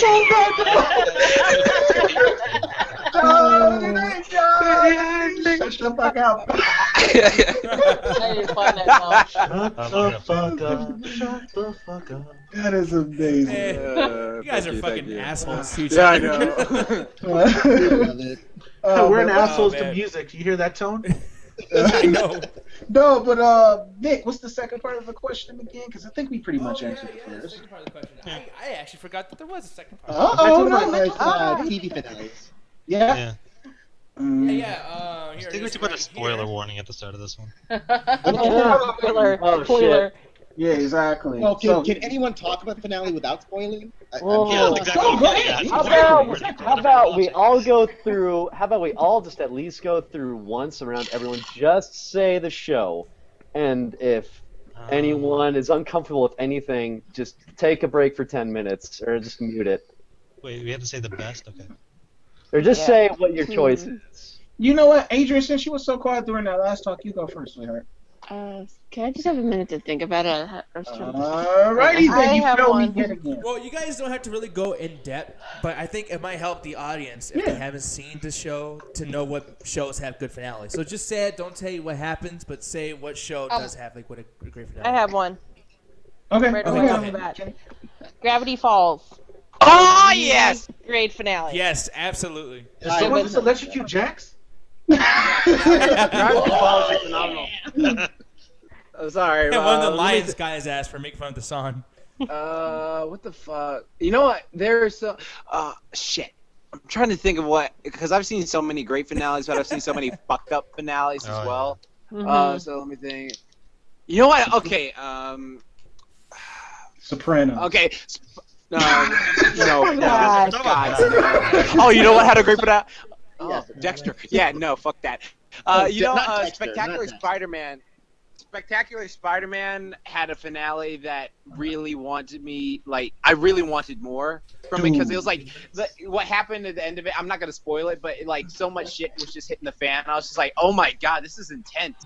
And then the ending comes in and just like, fuck, there's no more, got canceled for Ultimate Drake Bell's bullshit. Yeah. Fuck that. Dude, that fucking series was one of the best Spider-Man series. Like, it even rivaled the 90s cartoon. I think it was better than the 90s cartoon, to be honest. Like, I go back, that show was phenomenal. Yeah, it was. It was pretty good. Anybody else has any answers? Sure, I'll throw out oh, sorry. Allie, you go ahead. Go ahead. Person of Interest, just to show in a non-animated one. Wait, what? Okay. Person of Interest. It was I think it was NBC. It was a show that J.J. Abrams and Jonathan Nolan. That's the one that just ended, right? Yeah, it just ended. With Jeff Caviezel. Yeah. Damn, that show ended already? Yeah, they cut this. They basically only gave them a 13-episode season 5, and they ended it really well. Yeah, and all I've heard is that the ending was fantastic, so It's it makes me want to see the fucking show. I was in tears. Okay. I'm looking at the chat right now before I go on to somebody else. Namjoth said The Legend of Korra. He said that had a good finale. Yeah. I want to hurt Chris because Young Justice didn't end. They canceled it. Yeah, they canceled. Well, that's the same thing with Spectacular Spider-Man. It's by the same guy, too. Greg Weisman. Skull said Battlestar Galactica. Huh. I still haven't finished that one yet, so I can't judge. But you know, that's funny. Like, the more I think about it, it's like I actually haven't watched a lot of shows to completion to judge the finale. But if I had to pick, okay, I mean, I really want to decide between one or the other to not take someone else's answer if they wanted to use it. But I guess the one I'll pick, I didn't see every episode of the show, but the finale for 6 Feet Under is fantastic. If you've ever seen it. I never saw it. Oh, it's a great, great show. Like, the way they did it, just even the final 8 minutes, they have this great music montage, and it's like one of the most moving endings you'll see to any TV show. I actually have one, Anthony. All right, go ahead, Gandhi. Mine's is kind of dumb, though, because it comes from a season of Family Guy. It was the last episode from, I think it was 13 or 12. But I don't know if you guys remember the one where Stewie and Brian get stuck in the vault in the bank. Yeah. And that one really has a great ending where it shows the two characters actually really love each other. When you find out that Brian is secretly suicidal. Yeah. Yeah. Oh, yeah. That was a sad. Fucked up. Like you really learn like that episode gave Brian so much character development alone. It was almost like a mini drama because I noted that was one of the only episodes that never had a single, weird flashback joke that Family Guy is famous for. It's one of the only ones that was straight narrative, like. Well, they always tend to do the Stewie and Brian episodes good. That's when they have more of a straight listener. Yeah. Those are actually my favorite Family Guy episodes when they just do those, like the road to whatever. Like, one of my favorite Family Guy episodes ever is like the road to multiverse. So yeah. Oh yes.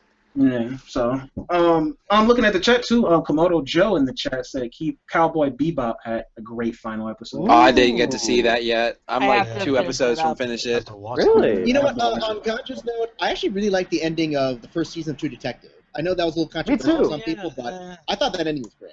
Actually, you know what? Now you remind me. I got one more, and it was the series finale for Futurama. Because if you're Wait, the one where they go back in time?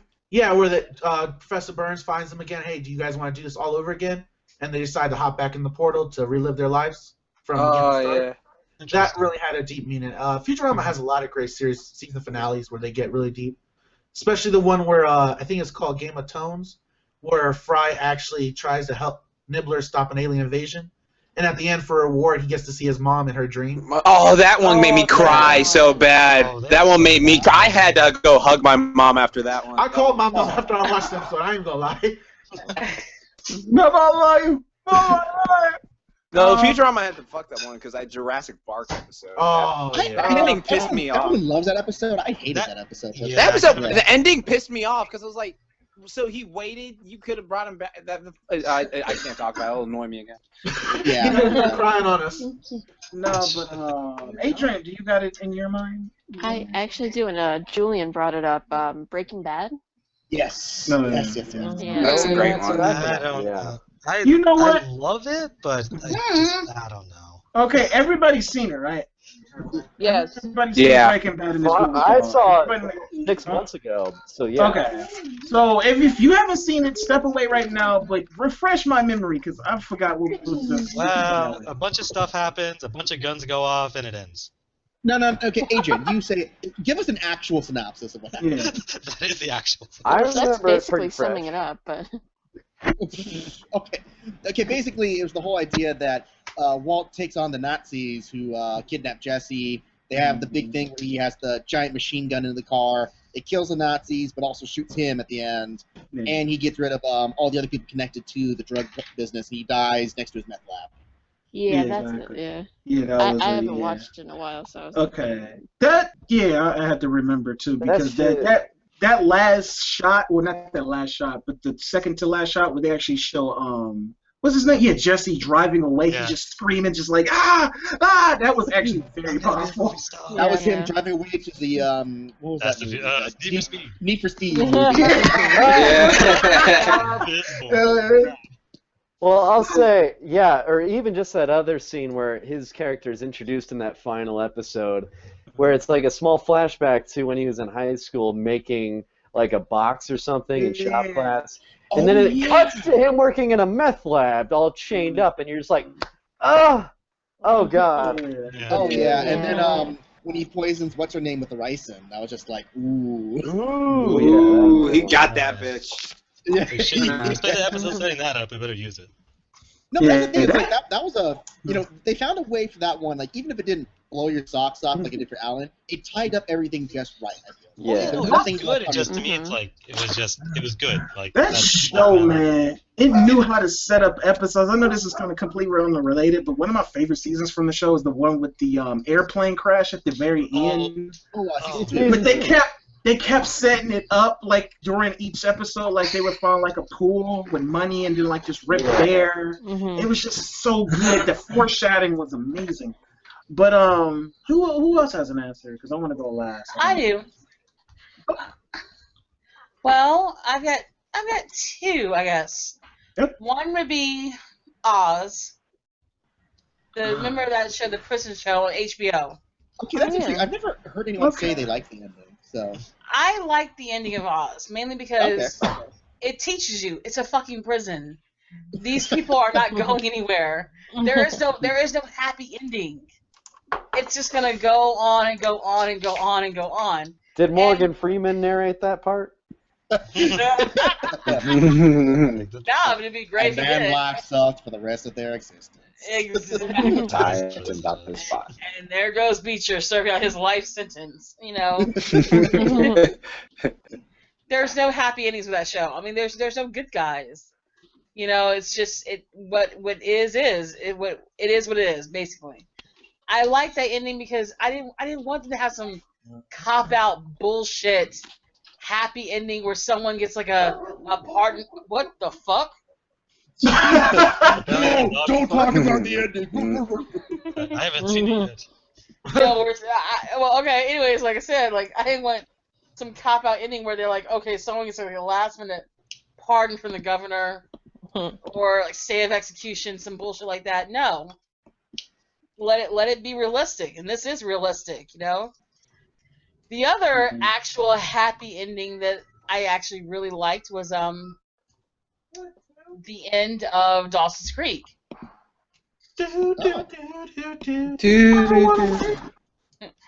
like the fact that despite the fact that the first season it was set up that okay, Katie Holmes is going to be with James Vanderbeek.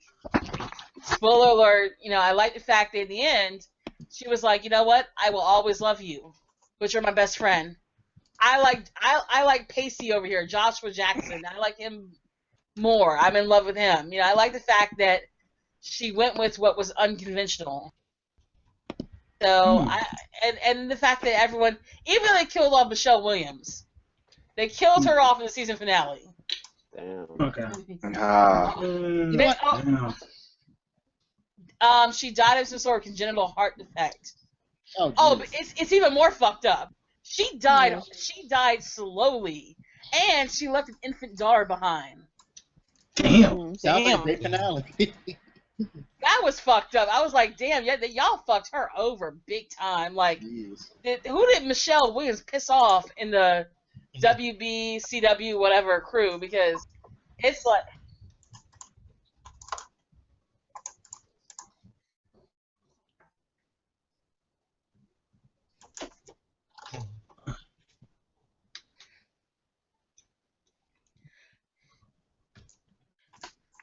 Tell that to Sean Bean.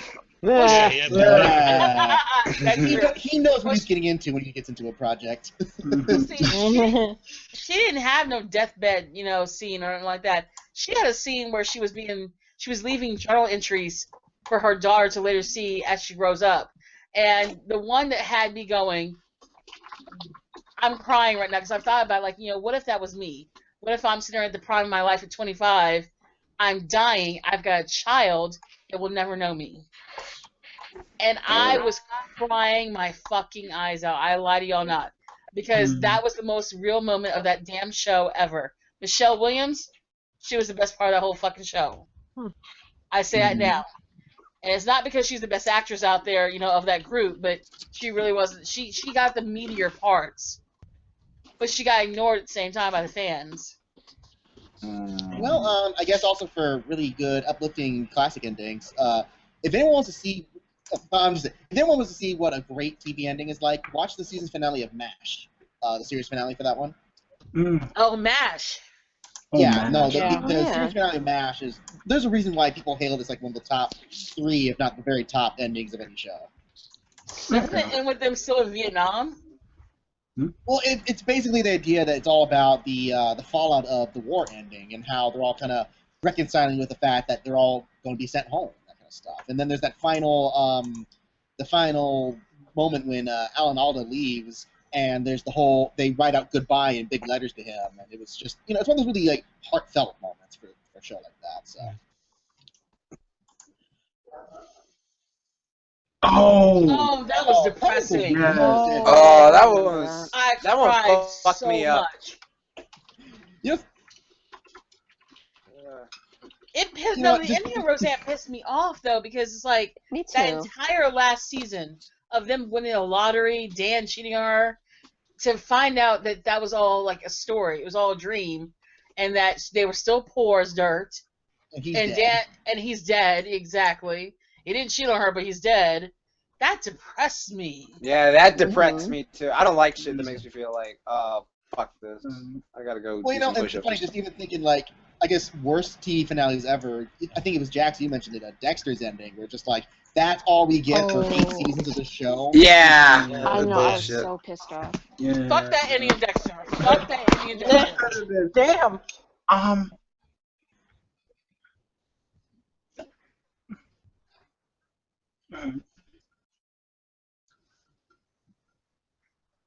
I probably am. I have to do stuff. My grandpa's coming into town tomorrow, and I gotta finish cleaning the house. So. Okay, true. All right, Jenni. Oh.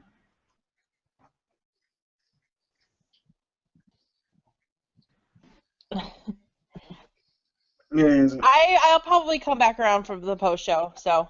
Okay. Okay. Sweet. All right. Good night, guys. All right. Bye, Jenni. Bye, Good Jenni. night, Jenni. Yeah, I love Jenni. She's great. Yeah, exactly. Yeah. I'm sure she can still Wait, did you hear hear you. her boobs? Jesus, Nick. I know. Okay. What do you think about masturbation, Nick? Oh shit. Oh, come on, can we go back to the TV discussion? Sending a PM to April. I don't know if she's gonna be able to get that, but I sent it to April. April now. Oh, you wanna rotate somebody else, Nick, or no? Just keep it like this. Damn, son. Yeah, I think so. Yeah. Oh, yes. Damn it! I wanted to give my answer before we moved on, because I actually want people to watch this show because nobody actually bring up the show. Then we had to talk about Star Wars. Huh? Nobody brings up this show at all because it kind of got buried by Lost. But the series finale to a show called Flash Forward was my god. very fucking good. Okay, Yeah, I think I've seen that show. Oh, that show's watch so it. fucking good. Please watch that show because the series finale just ties it all together so nicely. You think it's gonna like hop out, but it's kind of funny too because they don't actually give you the actual ending of the show. They use the mechanics, the rules of the show, everything that's been established up to that point to actually tell you. So you actually gotta like watch that season finale again to actually get it. So it's just like, oh my god, that's just genius writing. That's just so fucking good. So please, people, watch Flash Forward. It's so good. I do not remember this show at all, man. How long ago did this show? Like, it was like a mini series. Yeah, like a mini series. Just to set up the basic premise just of the show. People in the world black out for like a couple of minutes, 187 minutes, I believe it was, and everybody that blacks out sees their future, and the show just sets up that whole entire show for that premise. It just goes with it. It's fucking amazing. Okay, yeah, no, I'm just looking up right now. So it came out in 2009. It only lasted a year, but it had a bunch of actors like what's his name, Courtney B. Vance, who's in People vs. OJ. He was in the show.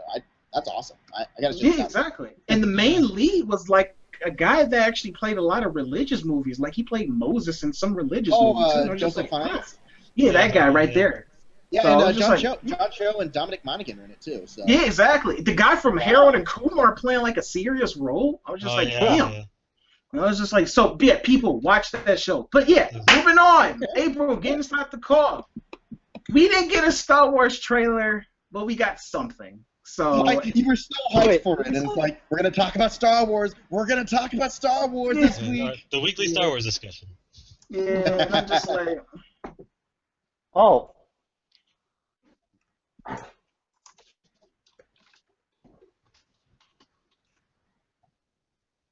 Really?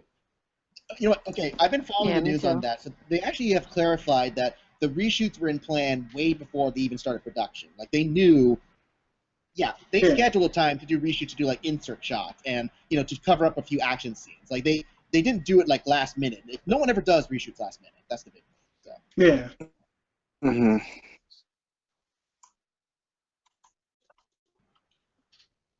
Oh yeah. I didn't hear anyone complain about the first trailer. Yeah. Oh.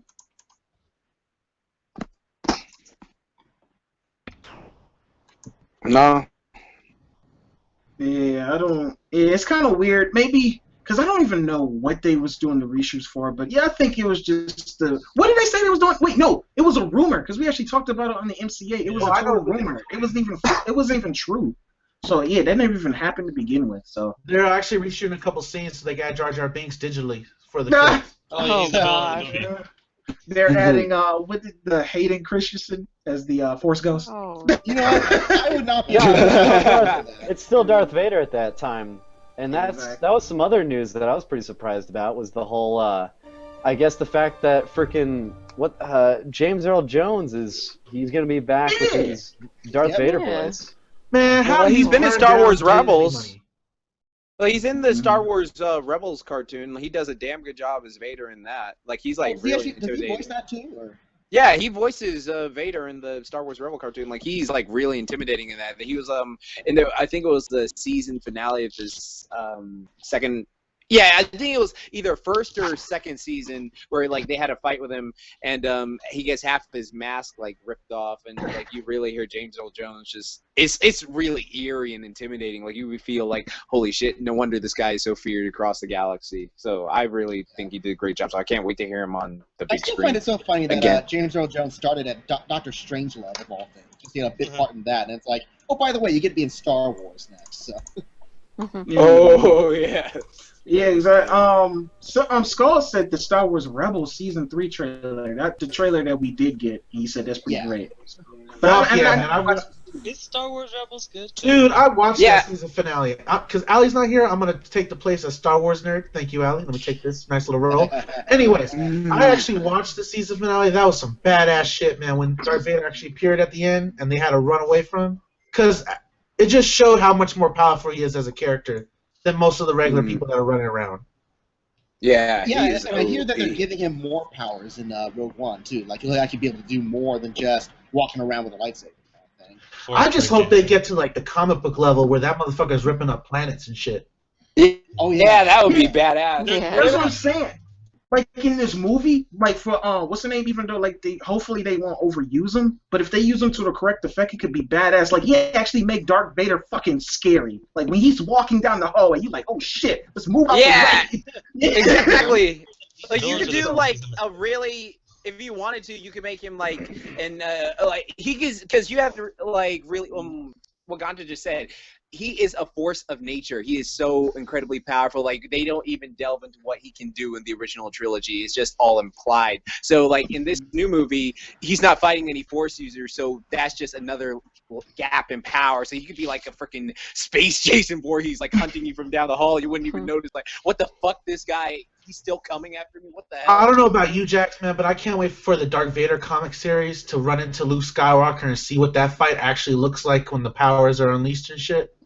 Yeah, dude, that would be so badass. Because like Luke became one of the most powerful Jedi in the comics as well. So that. Oh. So I can feel the nerd burner from here, man. Put it down. Put it down. I know. Goliath, calm down. Goliath. Goliath.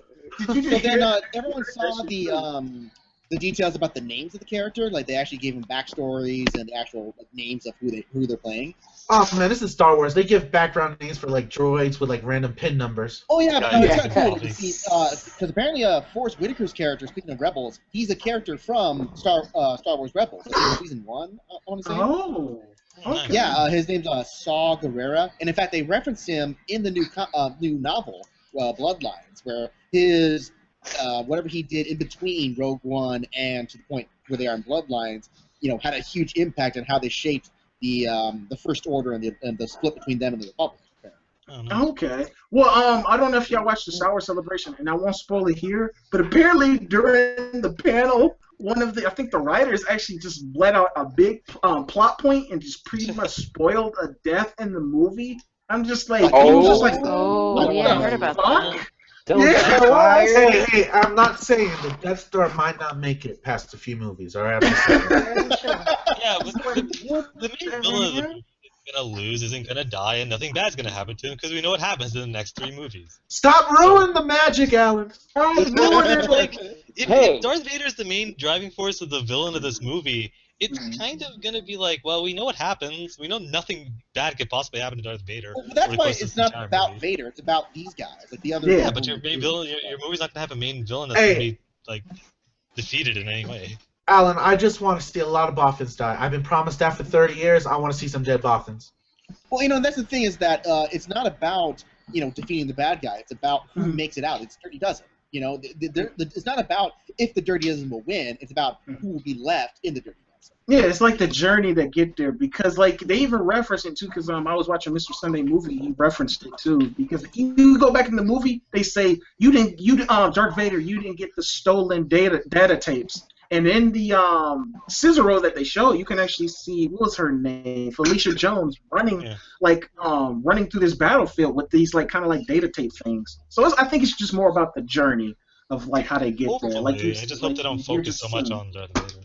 No, I don't think it would. No, because you look at that scissor reel, dude, they said it verbatim, because they was like, man, they gonna do that. I don't believe they're gonna do that. But it was pretty much saying that this was gonna be like a Star Wars Saving Private Ryan. That scissor reel actually looks like a war taking place in Star Wars universe. Yeah, I think it's supposed to be Ben Mendelsohn's character. So Vader's kind of like the secondary villain, but then it's Ben Mendelsohn who's the main bad guy. If they want to pull off the Vader reveal scene, they need to actually study Rebels and how they did it. Yes, exactly. They need to do it like Rebels did it. Yeah, just use him effectively. He's always an impending threat in the background, but he really never shows his face. Only at the last minute or something. Let him only have. Or what if you just see a gloved hand choking someone? Yeah. Or they accidentally bump into, they steal the tapes and they actually run into him oh shit, Vader, fuck! What I would be if the main villain is coming and they're just running as fast as possible. And they're like, we made it, and then they just turn on the lights. Hold on, I just thought of a badass idea. How about if we actually have the character? What's the female lead for Rogue One? Felicity Jones. Felicity Jones. We have her run into a dark corridor, and we just hear him breathing as she's trying to run it past. Things are just flying at her. Pipes are falling, everything's breaking, and then have her hit a corner and then show Darth Vader off with the lightsaber. Yeah. And she's supposed to just walk away from that? She's dead. No, I mean, he's not actually hitting her. He's toying with her. Stuff is going near her. I don't think Darth Vader's the kind of person to toy with his victims. Yeah. I think he's one of those guys where you realize he can fucking force choke you through the Star Wars equivalent of Skype. So it's just Yeah, you're right. That shit did happen. Well, he did do it to Luke. Remember in the Empire Strikes Back? God damn, I'm getting really nerdy today. Well, Yeah. We've already hit the nail on that one. Did she make it as a joke where she runs in scared to death and he's just sitting there drinking coffee and reading a newspaper? Hey, what's up? Give me the bitch. He's actually, they run into him, he's in the break room, he actually has an inhaler. Give me 5 minutes. What I'm really excited for too is that they're introducing the new droid character, and they say that he's pretty much, the antithesis of C-3PO, Chewbacca in a robot's body. So that makes me excited. I'm hey, a good, butt-kicking robot. Not an annoying robot. Yeah, exactly. By Alan Tudyk, and I was like, I love that guy. He's one of my favorite character actors.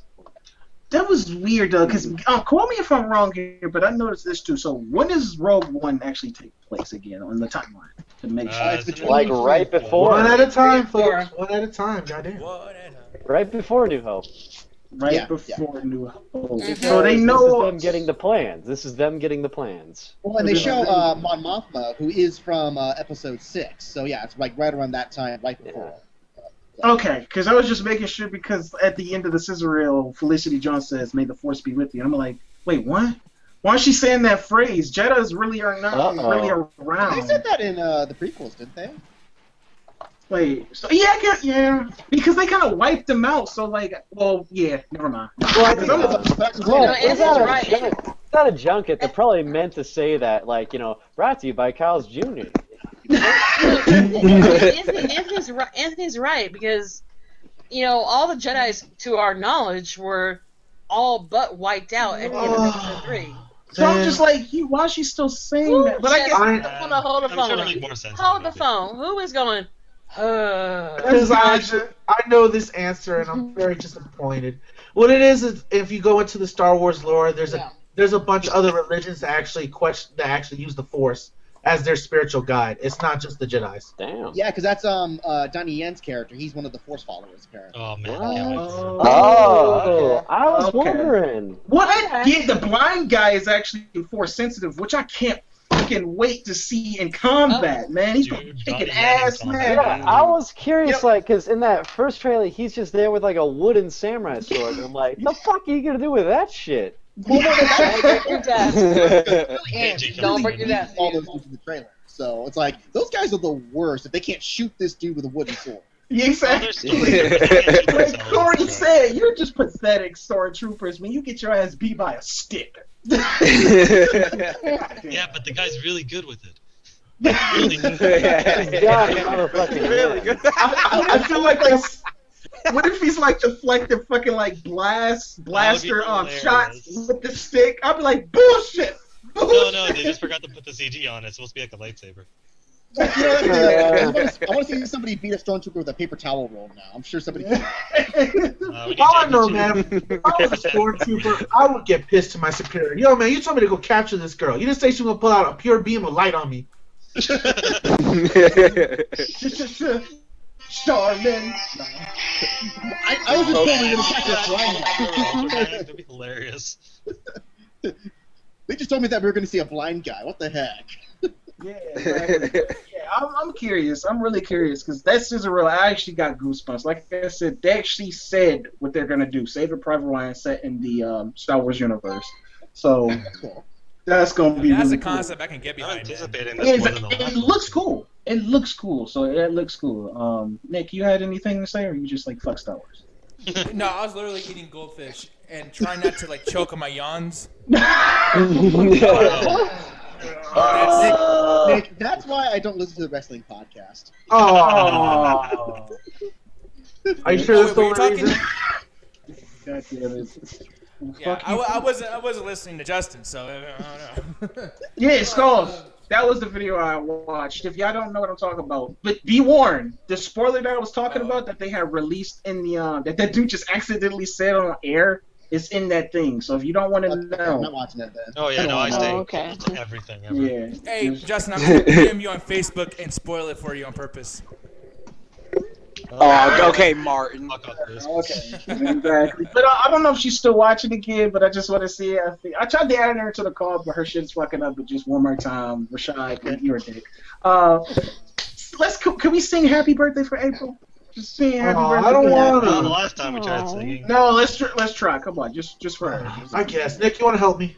Hey, you're not April. I'll Eric. pretend like I am singing it. Birthday to you. No. In sync, folks. In sync. Ready? 1, 2, 3.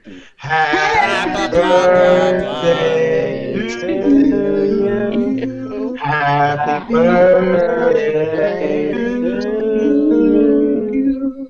Happy birthday, dear April. Happy birthday to you. They should have never lifted the copyright. Anthony, were you interpretive dancing that Happy Birthday? Yeah. I was trying to do the robot. This is completely unrelated, but did anybody see this Version mobile commercial where they was like singing? Christ. Oh, I love phone No, they calls. was They're always singing awful. about safety. No, God, look it up. Look it up for me, man. Look it up for me, Nick. They was Hey, actually Eric, like how you singing. doing? Wait, Hey, what- gotcha. How's it going? Hey. That's a nice tap. Hey. Hey, I just came in with Anthony dancing and everyone singing Happy Birthday. Oh, no, it's about to get better, dude. There have been weirder things tonight. Dude, it's about to Yeah, get I better. know. He's about to explain a Virgin commercial to us. A Virgin Mobile? What is it? It was a Version The Virgin commercial. video. And it was like, we're about to go high in the sky. You better buckle up because we got to go to do it. It was just like, Sure, it's this wasn't amazing. from 2004. I It gotta was like start. 2008 or something like that. I wish somebody could look it up for me. Anthony, I swear to God, I gotta start recording every one of your movements because they're just all GIF worthy. Well, this is being archived. They really are. Goddamn, it's like Shepard from Mass Effect. Not Virgin Mobile, Virgin Airline. I mean, Virgin Airline. And it was just like a safety video, but they were singing and rapping. And then one of the, like, when they got to like the airbags that you put over your head, they was just like, yeah, you gotta do this, you gotta inflate it and get it. And I was just like, God damn, this shit is hype. Nothing's better than $1 million Nothing is ever companies gonna- trying to be hip with the kids. Yeah, nothing is ever going to top Delta's most internet-y commercial, though. Wait, is this it? Wait, you got it. Let me see. No, don't tell me about the Black Eye to rap. Wait, no, is that not? Of course they Well, did. if it's a black guy, it's probably a Boost Mobile commercial. Oh, there you go. Wait, no, I posted in the chat. I think you don't got it right. I think I posted in the chat right there. Yeah. Post in the chat and let the peeps watch. We're just watching Anthony dance in the chat here, so. And I'm sorry, I'm stopping the show, man. I'm slowing it down just to show y'all this dumb shit. But it was just, I just found this recently, and it was just amazing to me. It's just like your penis. Awesome. Just so awesome. Precisely. No. Imagine just accidentally complimented his Wait, penis, wasn't by the way. it? Yeah, exactly. Wasn't that just the? Hey man, if it took you this long to find it, I don't think that's a compliment. Well, no, Nick, you don't have to show it if you don't want to, man.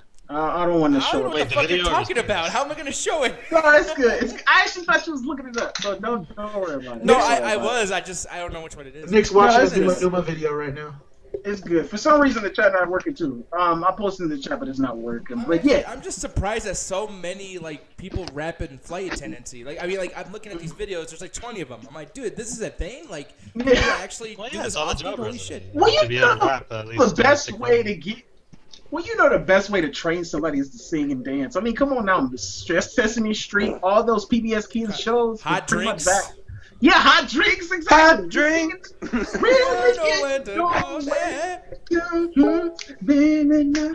forgot the rest of the words. Dude, I never seen Pixels so funky. Ooh, yeah, so funky. Yeah, that's the most internetiest safety video I was talking about. Oh, I think I remember that. They did that, like most YouTube stars is in there. Charlie with my fingers in there and stuff like that. But Eric, I got a bone to pick with you, buddy. Oh, really? Not again. Buddy, your community question was supposed to be for the MCA exclusively. What the hell, man? Your community question. You don't control me. Oh. You don't pay me. He's I serious about do that. whatever I want. Ganja Nick, handle my lightweight. What? Eric, are you playing NO5 back there? Eric Larson, here's the exit here. Have a good day, sir. Okay, I guess we're flight attendants now, Nick. Let's get him off the plane. I like how you almost fucked that up. If you'll move towards the door. No, but I like how Ganja was like, joke. Nick, let's go to Eric community questions. There you go, brother. Eric Larson, yeah. Want me to read it, Mr. Anthony Wilson? That's an old one. Yeah, that's an old one. So since you already done blew it up, we gonna answer this one. Yeah, go ahead, Nick. Go ahead, Nick. When is the biggest sin of George Lucas? Continuing to push the prequels, including re-editing the original trilogy to try to force it down to fit, or refusing to release the original trilogy unenhanced? Wait. Including re-editing the original trilogy to try to force it to fit. Hey, shoehorning Chris's head into the end of. I get it. It's just, what kind of English is that? English. That's 2 a.m. drunk English. Justin, why are you always trying to fuck with me? You know I can verbally destroy you, right? I wasn't talking about you. No, he's talking about the question. God damn it. He's not talking about you, Nick. Oh, Nick, kiss my ass. Oh. Not talking about boo Justin like that. Oh, love you too. I don't have enough time in my day to do that, okay, sweetheart? Okay. God damn it. Why do people fuck with me for? God damn. He wouldn't know how to do it. I wasn't even talking to you, sweetheart. And pause. Go with him. Well, you can AJ pause. Nick, you can only. What's up, sweetheart? Don't kiss my ass. Don't do this. I don't want to use the same joke. Don't do this. No. Okay. No, but yeah. That's actually a good question, Eric. Wait, who the fuck is moving in the background? I'm trying to find that shit right now. It sounds like someone's moving furniture with their mic. But anyway, that's actually a good question, Eric. Since it's your question, you go ahead and answer first, because I'm trying to figure out what is the biggest thing here. All right. Well, this is from a conversation I had with someone when we were talking about the Ghostbusters remake, and he was like all supremely butthurt about it. I told him, even if this movie sucks, you can still go back and watch the original 1984 one. You're not going to lose that one. And then we started thinking, but we can't get the old Star Wars before he started changing things to try to make, the prequel trilogy work. Like, changing dialogue, changing background images, changing Boba Fett's voice, things like that. adding the no on the Palpatine scene. Yeah, and it was just like I'm starting to think that the reason that a lot of these people are fearing remakes is that it somehow invalidates the old movie, and in reality, there's only one person who's ever done that, and that's George Lucas by refusing to release the original unenhanced version of Star Wars after the prequels came out. And as far as the two sins, as far as I'm concerned, he was a director who just made some bad movies, and if he feels that they're good, that's fine. But to just outright take something away that people want, that I think is the bigger sin. Eric, let me piggyback off that. I think the reason why he refuses to release the unenhanced prequel versions is ego. George Lucas, he strikes me as the kind of guy that does not want to be told that he's wrong. He likes to surround himself with yes men and say, "Oh, George, you're genius. Wow, please, go ahead and do this." Which is why he got so pissed off by the response to Force Awakens. I mean, he's an egomaniac, plain and simple. Well, he wouldn't have sold it if he had felt that way. Well, he sold it to protect his employees. That's why he sold it. Well, that's the funny thing about it is, like, when he was creating the prequels, he didn't have the other guy. Nobody can never remember his name, but it was George Lucas and some other guy on the original trilogy. Captain. Yeah, and he was pretty much the one that told George Lucas, "No, motherfucker, this is dumbass idea. We're not gonna do that." So I feel like if he had that guy around when he did the prequels, it wouldn't have turned up like that. So. Who, the Kazdan? No. The other producer got screwed over. Yeah. Because they pretty much said it, like, behind the scenes, they always say, like, Harrison Ford, Mark Hamill, they always say it was George Lucas and this other guy, but I can never remember. Gary Kurtz. Yeah.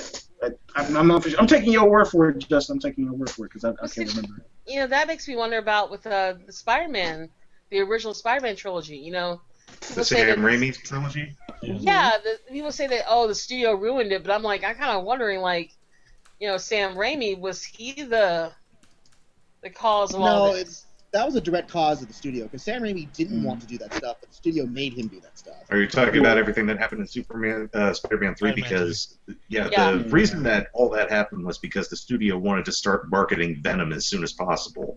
Yeah. So, they basically forced him. Originally, if it was going to be just Sandman, it might have been okay, but, Yeah, so I'm trying to go back to the question. So I think the biggest sin is probably not releasing the originals unedited, because he wants to fit that story so much, and you can't blame him for it because he's trying to tell a story. But if it doesn't fit, doesn't fit. And if the fans just want to just see the original in its clearest form, like you got hipsters going back to buy the original on Laserdisc for a reason, but just release it, re-release it, unedited, it's fine. But they probably gonna do that anyway. Like, who knows? They might have like a super high definition hipster edition when this trilogy is done. This Star Wars trilogy is done. Well, I know that they've been doing like independent like conversion projects. Like, there's been a bunch of fans who tried to up-res it on their own time. But yeah, that's the problem. Is that it's not an official theatrical release from the studio itself. And I think there's some legal thing hindering it too. Like 20th Century Fox owning the rights versus somebody else owning the rights. I don't know. Yeah. Exactly. I think what's going on is 20th Century Fox owns the original Prince is what's going on. Yeah. No, it's Disney. They'll get it back. Well, I'll say that mouse is going to get it no matter what. Get it if he has to fucking storm the beaches with a fucking tank. Why does anyone fight Disney at this point, really? Disney with everything, man. They bite the hand that feeds. Yeah, just to go against authority, because Disney is like the prime example of American capitalism. So if you can fight them and win, you fuck the system. I beat the man. So would it be safe to say that Disney is the Lannisters of the movie world? Yeah, just pretty much. Powerful force that Well, who would be the Starks then? Like I had said, Justin, it was me, you, and Hovik. Like I said, when the apocalypse happens, the only two companies that's going to be standing is Disney and Google. Yeah. Oh my God! Can you imagine if Google bought Disney? Maybe Facebook. Wait, what you say, Eric? Can you imagine if Google and Disney actually merged? Oh God. Yeah. Well, so this is how Skynet started. The happiest search Exactly. engine on Yeah. Earth. That is Skynet. They have to do that to fight Trump. Out Skynet. The history will look back at the fall of humanity was when that happened. I saw a Google Street View car yesterday. No. Dude, I'm now picturing fucking Terminators with Mickey Mouse ears. That'd be awesome. And this is why I always like to hear the chat's opinions right here. Sony, Rashad said Sony ruined both Spider-Man reboots. That's why Marvel has them back. Ruthless said Disney for sure is going to release an original cut as soon as they can. Too much money for them, Fox, in doing it. Skulls even said. Skulls had a different opinion. He said, listening to fans is not always a good thing. I can only imagine the amount of letters GL got from fans, asking him to do all kinds of stupid things. So he has a point. No, and then he said, I have my own stupid ideas. Don't worry about it. Yeah, exactly. Before we actually end on this conversation, too, because I'm noticing people are talking a lot in the chat, Mm-hmm. we are going to be rotating in a couple minutes. So if you guys want to come in and talk about this, let us know in the chat. We'll give you a link. Link. Austin, I'm sorry, man. I cut you off. It's all right. I was just going to say both of these sins, rather, just that they both seem to be the same, two sides of the same coin. George Lucas just fucks with things and wants to keep them his weird, imaginary, childish way. If he actually cared, or if he respected anything that he did when he was younger, he would have, released them enhanced, but not fucked with, not without, all the little digital bullshit that he added in. But either way, it's ego with him or the money. He only gave a shit about money. He's in a perpetual state of retcon when it comes to Star Wars, honestly, whether it be the movie itself or the idea of it. Yeah. Let's do that. Is there any big name? Oh, go ahead. No, go ahead, nigga. No, I didn't have nothing to say. It was stupid anyway. Damn. Hello. No, I'm just wondering. Can y'all feel that self-hate coming from Anthony? Jesus. No, well, the show I'm going to say stupid too, but I'm just curious though, because I'm not really much of a moviegoer. Justin could probably answer this the best way, but is there another director or somebody out there that is as big as George Lucas who has fucked up as much and who's gotten as bad of a rap? And I'm not talking about Tommy Wiseau or somebody like that. Damn it! M. Night Shyamalan. He's a one-hit wonder. Notice that there was absolutely no hesitation on that one. I'll say. What were you saying, you Justin? know what? When you think about it, George Lucas was a one-hit wonder because he only directed the first Star Wars movie. No, but he also had American Graffiti, so he proved he can make other movies. True. Okay. True. Yeah, no, but I was saying Kevin Smith has done a lot to sabotage his own film too. Yes, he has. Wait, weird though, because now he's having a bit of a resurgence because he directed Flash last season, and it was apparently a good episode. It was really good, but I don't think that was. I don't think that was Kevin Smith. Yeah, but he also did Daredevil, so be careful. No, we didn't. What? The movie. Didn't Kevin Smith write the movie Daredevil? Didn't. The Ben Affleck Daredevil. No, that was Rusty Johnson. No, that was Geely. That was he didn't direct it. All right, one at a time. Justin. Kevin Smith did not direct Daredevil. No, he wrote it. No, he didn't. Really? Yeah, apparently he didn't even write it either. I don't think he's anywhere on. All right, I know this story. The only influence Kevin Smith had. God damn, I'm just pulling my nerd card out today. The only influence Kevin Smith had over Daredevil was he actually told Ben Affleck to take the role because he think he could do a good Murdoch. Oh, okay. He really pressured Ben Affleck to do it. He think he would have done a good job at the role. Which, as the man who makes Clerks 2, we can see he makes bad decisions, even for his friends. You know what? I liked Clerks 2. I love both, honestly, but but what was the last? First one's better, what was the last really good Kevin Smith movie? That's the problem. I guess Chasing Amy. No, I'm just playing. I'm kidding. I don't mean that. What about Dogma? Dogma is a really good one. Yeah. What? Wasn't that after Chasing Amy? Yeah, I think it was. Yeah, it was Clerks 1, and then Mallrats, then Chasing Amy, then Dogma, then Jane Silent Bob Strike Back, and then Clerks 2. Okay, so we can see where the client is coming in. I noticed it with Chasing Amy with that ending. I was like, yeah, he just ran out of ideas and just went what he could come up with. Oh yeah, Skulls, you're right. Now he got that movie coming out where they fighting like hot dog Nazis or some shit. That might be good. No way! Oh, God. Gotcha, did you watch the trailer?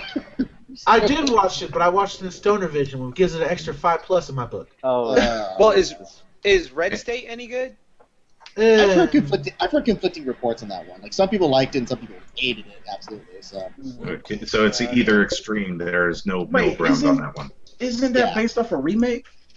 Yeah, there's the original Red State, which is the communist, and then the sequel is like North Korea. Oh, okay. And that's the one with no, that's Red Dawn. Oh, Red Dawn. Okay. Yeah, I was getting mixed up. Yeah, Really quick, before we that's continue. very different. All right, but no, really quick, guys, before we continue, because I know we've had the same group for quite a long while, and I just don't want to show favoritism, guys. Yeah. So what I'm going to be doing, I hate to do it, but Adrienne and Bugs, I think you guys have been in the longest. I'm not entirely sure. Am I wrong on that, guys? Yeah, No. you're right. Okay, I'm sorry. I hate to do it.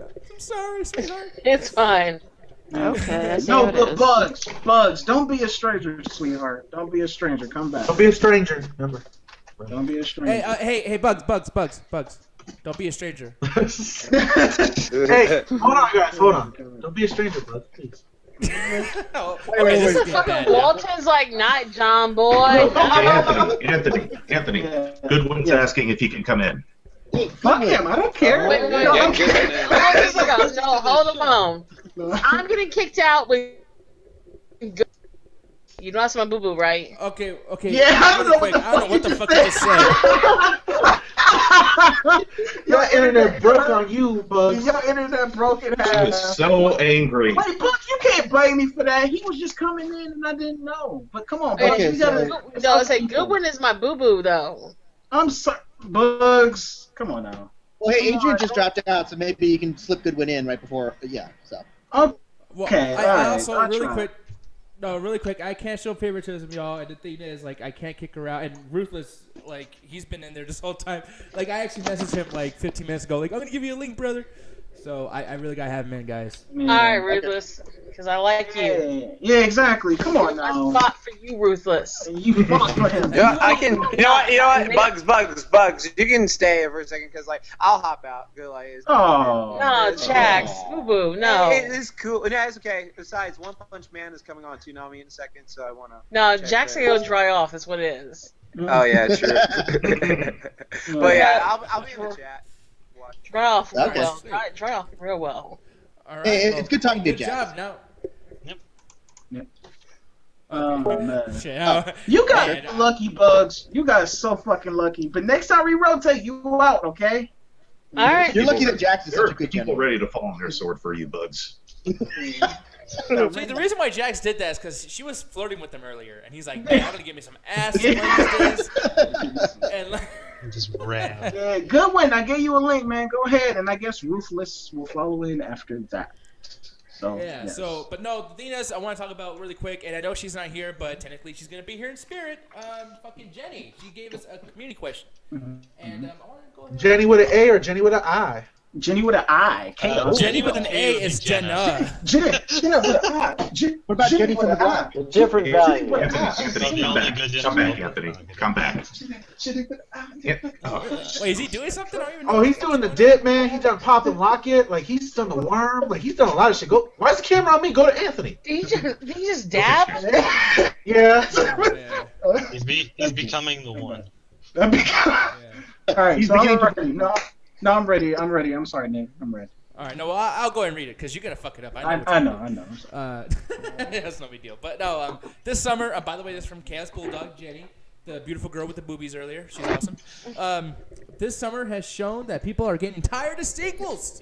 TMNT Out of the Shadows and Independence Day Resurgence are two that fucking suck. I mean, that came in with less than impressive numbers. Do you think the movie-going audiences are getting smarter with sequels and not rushing out to see every big thing? Yes or no? Oh, can I go first? You go ahead and go first, boo boo. This question is very interesting because both of those true, but I have two examples that actually kind of blow it out of the water. First and foremost, yeah, people are getting tired of the sequels and the what they call it, disaster porn. Disaster porn. Yeah, disaster porn. But the one movie that came out this year that was a summer blockbuster that proved that all wrong is that fucking Fish. Finding Dory. Didn't that break records? But didn't they Yeah, go it past Civil War though? Yeah, no, it was good. Oh yeah, it was. Yeah, technically it was good, but still that doesn't mean like it's still like people aren't really getting tired of sequels. But that's still, I guess it does depend on the quality. I think another thing circling in with this whole Corey Goodwin sequel says thing. he doesn't have Link apparently, so. Yeah, he says he got it. So yeah. Okay. I think this whole thing about sequels also plays into remakes, in that we keep hearing the same song over and over again. And yeah, it's a great song, but something new, please. Yeah. That's why everyone's excited about the Rogue One for Star Wars. It's actually not only a sequel to Star Wars, but it's a new kind of Star Wars movie. Yeah. Exactly. I think people are more or less pissed off about, they want something different. They want something that's not more of the same. You know what I mean? It's kind of like how when they take TV shows that were beloved and very popular, and say like 2-3 years later, oh, we're gonna make a movie out of it. Look at what happened with Entourage and Sex and the City. Shows were very exactly. Shows were very popular. They were very popular shows, and then they went and made a movie out of it, and it's like it was total fan service. Oh, we have our special guest for the night. Yeah, we got Rashad and Goodwin. Yo, hey Rashad, what's up, brother? And Goodwin, I'm listening. Special guest and Goodwin is. I'm just listening. Everyone, please calm your double toasted boners. Let him talk. Oh, keep them raised. How you doing? Goodwin, Teddy Bear, you're still in the studio at 10 o'clock at night? Because I always end up uploading the videos. That's how usually the reason why the videos are uploaded before Will's gets uploaded is because I usually chill out after the show and upload the videos. Yeah, you say you're chilling out, but it seems like you actually have a work ethic. So. Oh, I mean. What is Will there? The other thing, Kim, you're on speaker. Bam. Because people like Gertz usually hangs up here with me too. And we watch like Bob's Burgers and shit afterwards. So it's not like I'm up here like, oh, I'm just working my ass off. I'm like, no, I'm still enjoying myself. Hey, I like how Larson tried to throw some kind of shade, and it was just like out of nowhere. But hey, that's cool, man. No worries. I just think that was contradictory for the sake of itself. So. I think that's how you feel though, so it's cool. Whatever. I won't. Oh man. So Goodwin, I can tell by your eyes, man. You been watching Chowder lately? Oh man, Chowder's the shit. Chowder's pretty dope, man. Yeah, man, why you giving Chowder to people that get handled, man? You trying to kill people out there in Austin? You know that's a hardcore show. That they don't want to do. They experience life and take it how it is. I can't make them do some shit they don't want. I'm sure Bill Cosby used that as a defense. Hey, man, I ain't violate nobody out here like that. Though. I ain't using Spanish fly. Really quick, is Chowder a real show, or is that like some ganja, like weed lingo, or some shit that I don't understand? I mean, Chowder's a real show. It's a great show on Cartoon Network, man. You should check it out sometime. Yeah, it's pretty amazing, and apparently Mia and I love it, so it's pretty dope. You know, some people can't handle it. It's like Super Jail, man. It's just too trippy for people. I don't know if I could do that and watch Chowder at the same time. I think I'd lose my shit. Probably. Yeah, that's trying to like smoke weed and watching like something like Uncle Grandpa or Yo Gabba. Fucking don't do drugs, man. Drugs is weed. But I'm glad I'd never do drugs. I really wish we had Birch guy here to just be like stoner sloths. Australian. Justin. Hey. Oh, Australian. All right. Hold on. I was like, Justin, you don't know what you're missing with weed. What? Chowder. You I don't know, man. I'm good without it. Drugs are bad, people. Chowder all the time. Justin, the best day of my life was when I smoked out and watched Star Wars. That was the best night of my life. Well, which one? Did you marathon all of them, or just one? The original trilogy.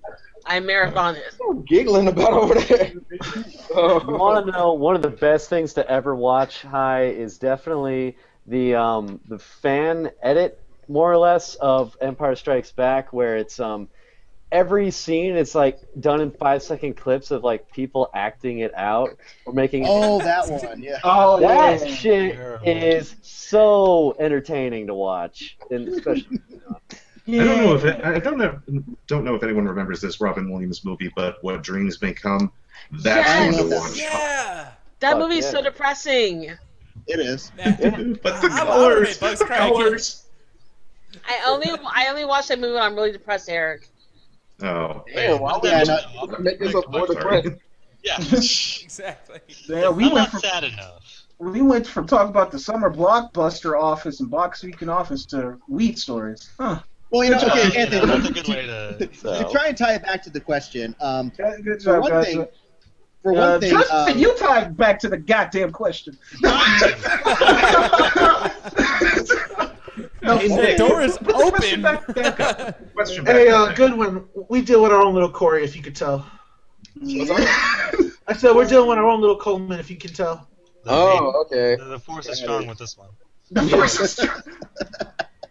No, but people care about properties though. People care about properties because Goodwin, I don't even know if you would know about this, but this kind of ties back into the whole movie thing. But it's kind of hard to create an original thing too because sequels sell more because it's got the property. Right. But does anybody know a game called Ingress? Heard of a game? Oh yeah, that called was the Google. That was Google's version of Pokemon Go. Exactly. Kind of like the Google Maps thing, where they basically use the same exact map for the Pokestops. Yeah, exactly. Yeah, it's pretty like Pokemon Go without Pokemon Go. So, and you see, like, that game came out 3 years prior to Pokemon Go, and you heard nobody talk about that shit. So, Yeah. and I think it's more popular over in Japan, so that probably could be the case. Dude, this game looks fucking badass. Dude. No, it's pretty What's much funny is my Pokemon dad Go. actually plays Yeah, this but game. brands sell more than anything else. They Yeah, always brand- have. They always will. and this is pretty much an example that brands will always sell more. Like, it just will. Like, people can get tired of singles all they want, but they're still gonna make money. See, I don't think people are getting tired of big summer blockbusters. I just think people don't give a shit about Independence Day or Teenage Mutant Ninja Turtles. True. Yeah. That's probably it. I would say, like with video games making, excuse me, when I say video games, movies, with movies like being all these summer blockbusters, like you get one after the other, like I'm noticing it now because I have to go out and see everything. So like last week was a big release week, and then this week you got Ghostbusters, and then next week you got Star Trek Beyond.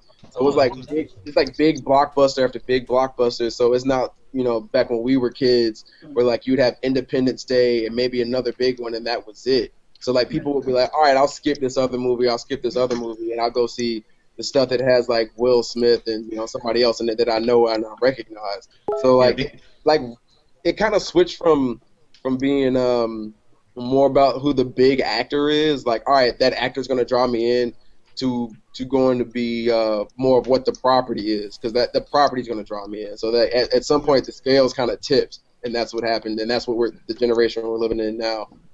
Yeah, the other thing is that in the age we live in now, these studios can get instantaneous feedback, and sometimes the sequel gets greenlit before the first movie even comes out. So right. Yeah, Deadpool and Assassin's Creed.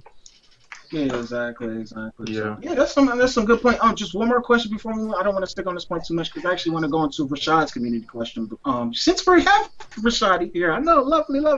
But do y'all think that, how do y'all really project that Suicide Squad would do you? Do you think people are really wanting a DC property movie that's so good that they're just going to go out in droves and see that movie? Or you think it's going to do less than projected because Batman vs. Superman was so lackluster? Well, no, I've been noticing that there's been a lot of news reports lately saying how it's tracking even more than like Star Trek, Star Wars, and a bunch of other movies. Like, people still want this to be good. It's just because Batman vs. Superman wasn't the movie they wanted it to be. People don't want to hate Suicide Squad. They're trying desperately to be optimistic. Anthony, on that same point, I got a question for you guys. Do you think if this movie fails, that'll be the final nail in the coffin for these superhero movies? No. DC has got too much money and time invested. It'd be hard to recover. I think Suicide Squad is probably going to do better than projected once word of mouth gets out, because I think this is going to be the refutation of Zack Snyder being in charge of the DC universe, because that's a guy that just does not understand the comic books. I will say this, to Gaj's question, the reason why that's not going to happen, the comic book movies are still going to kick ass, is because of this right here. Captain America, like that Civil War gave so many people so much hope, and like, dude, like there's so much movies gonna be like spawned off just from this film. Oh no, you misconstrued my question. I meant Warner Brothers films, like the Justice League, Batman, those guys. Okay, that's Well, the other thing is that people like us who follow this know that this is all interconnected for DC. How many people know that Suicide Squad is part of the Batman vs Superman universe? Oh, I think I don't know anyone. I think the second that they see Ben Affleck's Batman in Suicide Squad, they'll probably know that it's pretty much connected. Like that they're trying to make. Well, yeah, I mean, once they see it, they'll know. But going in, I want to see the one person who's like, "Where's Thor in this movie?" Gee. I think that Suicide Squad failing would be the end of it. If Justice League fails, like if Justice League's an abysmal train wreck, there's no hope for the DC universe. No one's gonna see the next one. But, I mean, Hey, Mr. Griggs, I see you lurking, bro. What is your opinion on this, man? Well, I think one of the reasons why a lot of people don't know that Suicide Squad is in the same universe as Batman v Superman is because they're not advertising it because Batman v Superman was largely panned. So it's kind of on a distance. They weren't even advertising it prior to the movie coming out. Huh? They weren't even advertising Suicide Squad being in the same universe prior to the movie coming out. But you know, if Batman v Superman were like, if that movie was a success, you'd be seeing some spots with Ben Affleck. Yeah. The third trailer would have made the connection hardcore. Absolutely. Yeah. Well, yeah, but I mean, at the same time, like, do you guys think that? I mean, is this movie for the casual audience or is this for the nerds, man? Like, I mean, it's not even like trying to advertise the fact that it's part of a bigger specter of like what's going on. Because I mean, it is called Suicide. I think it's both. I think they're trying to target both audiences because, like, when you think about it, these characters are B-list, C-list, D-list. Yeah. But they're trying to create a story that interacts with everybody else. You know, trying to create a wider story with those characters. Well, they probably brought in Will Smith to draw in the casual crowd. True. True. And Margot Robbie, she has her own draw now. So. Well, yeah, ever since Martin Luther Man, I forgot his fucking name. Look, I'll say probably the only thing that makes me not have faith in this is just how they kind of been pussyfooting around with the tone of it. Because I'll admit, that first trailer, I thought, like, man, this shit is going to be badass. It's going to be dark. And, like, Tommy McGrew said, I remember he said, like, this looks like it could be some hood shit almost. Like, it looks like it almost had a swagger. Now it's starting to look more and more like, almost like that movie The Nice Guys. Just like something where it's like, okay, it'll be more just like people shooting each other and laughing at the same time. Yeah. Well, I remember that. There was a sudden tone shift where the first one had that dramatic version of a Bee Gees song, and then they went straight to, what was it, Ballroom Blitz and Bohemian Rhapsody.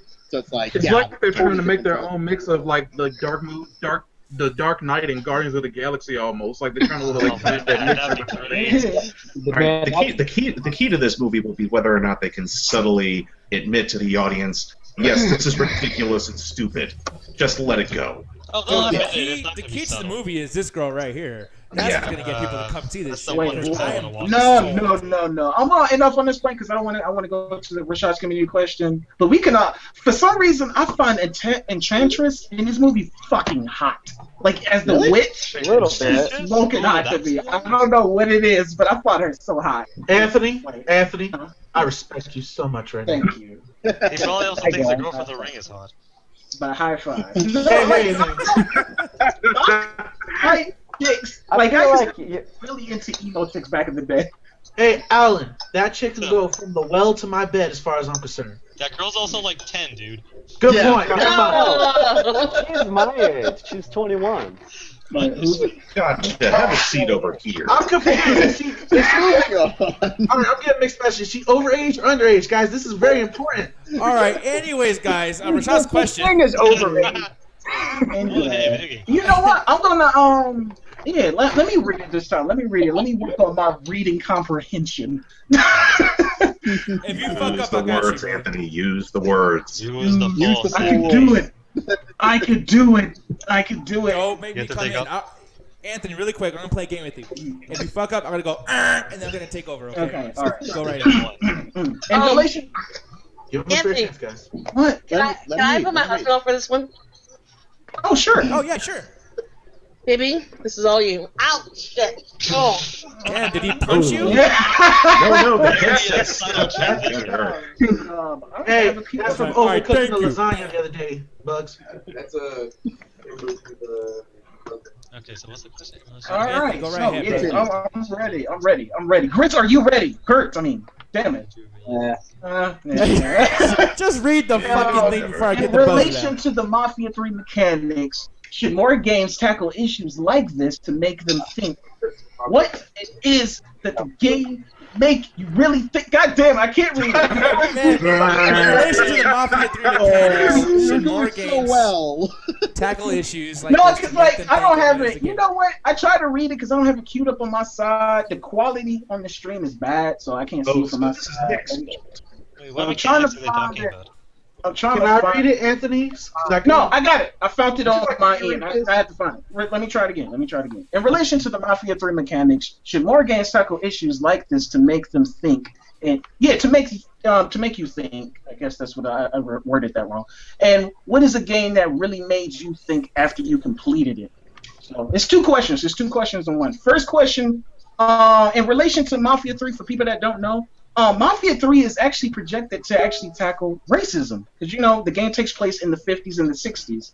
So you will get treated, and from quote me if I'm wrong, Rashad, because this is your question, but they're going to treat you differently in different parts of the town, right? Right. Like cops are going to treat you differently. Right, yeah. Like the cops will treat you differently. Like pedestrians will look at you differently depending on what part of town you're in. They'll be suspicious of you, and yeah, that's basically it.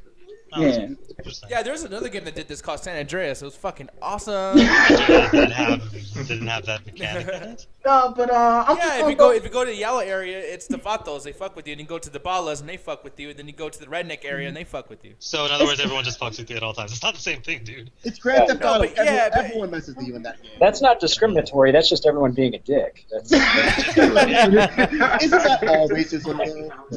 I'll go first. That's how the What? Huh? What? Wait, what? Oh, who said that? Someone was like, They're having their own conversation. Don't worry about that. Oh wow! But Bugs, focus! God damn it! Yeah, before I go focus. fucking over there and So- break all your DVDs. while they're fucking having sex, I continue my point. But just to give some context, a quote from Hayden Blackman, I think a director of the game, he said he just didn't want to shy away from the reality of the time and place. There's quite a few moments in the story where the race was referenced, and race is part of the story in the plot. So slightly, it's I don't know. Dealing with this type of culture now, this whole social justice warriors, people just wanting to get an attitude just off of nothing. I'm really like, this could be good and bad because it can create a dialogue where we can talk about these issues, kind of like how the shooting talked about, police brutality, everything else. But at the same time, people can just jump on it for the sake of jumping on it. I mean, to go back off my point, everybody remember the Resident Evil 5 controversy? When they were saying that game was fucking racist. About the AIDS imagery and everything. Yeah, and it's just like, people is like saying that they were so quick to slap that game with the racist title when the game takes place in fucking Africa. So it's just but the imagery was a white guy in Africa shooting black people, so. True. Kind of hard to not. But seriously, come on, no. From Resident Evil 1 all the way up to that point, it's been the white guy shooting white zombies. So it's I mean, if you want to get that technical, it's like I actually feel offended that they were killing Spaniards in Resident Evil 4 because I am a Spaniard. So it's like, there you go.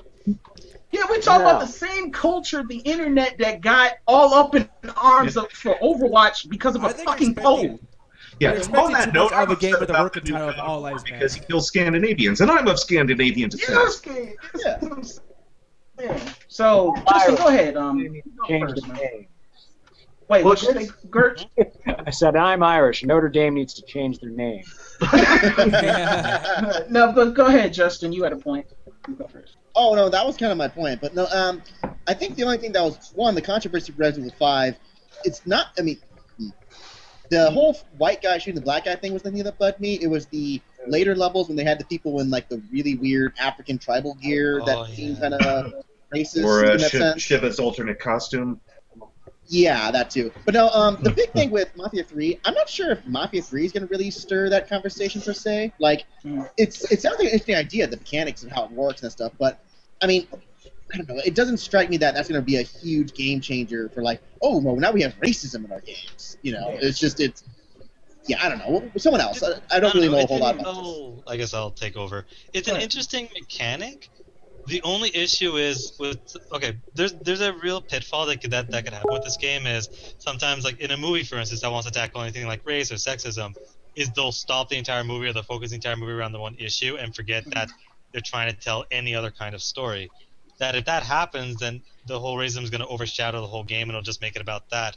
But if it's a subtle mechanic, what it does is, like he says, it basically helps with the realism of the time. Like, again, a black guy in 1950 walking around isn't going to be, hunky-dory. People are going to look at him. So as long as it's a video game, you're probably going to shoot them anyways. Well, from what I read, because I actually did read up on the article that Anthony showed us for the game, from what I read is that it's actually going to stop you from doing certain missions in the game because of how people react to you. So it's going to have a kind of like an Assassin's Creed vibe where you're trying to avoid, I guess, racist or that certain group of people from snitch you out to law enforcement if you're in that certain area. Because I guess in the game you're playing a wanted man already. You just hide in hay baskets. Gertz find this hilarious, apparently. Racism. Racism. Goodwin said something about something about Assassin's Creed.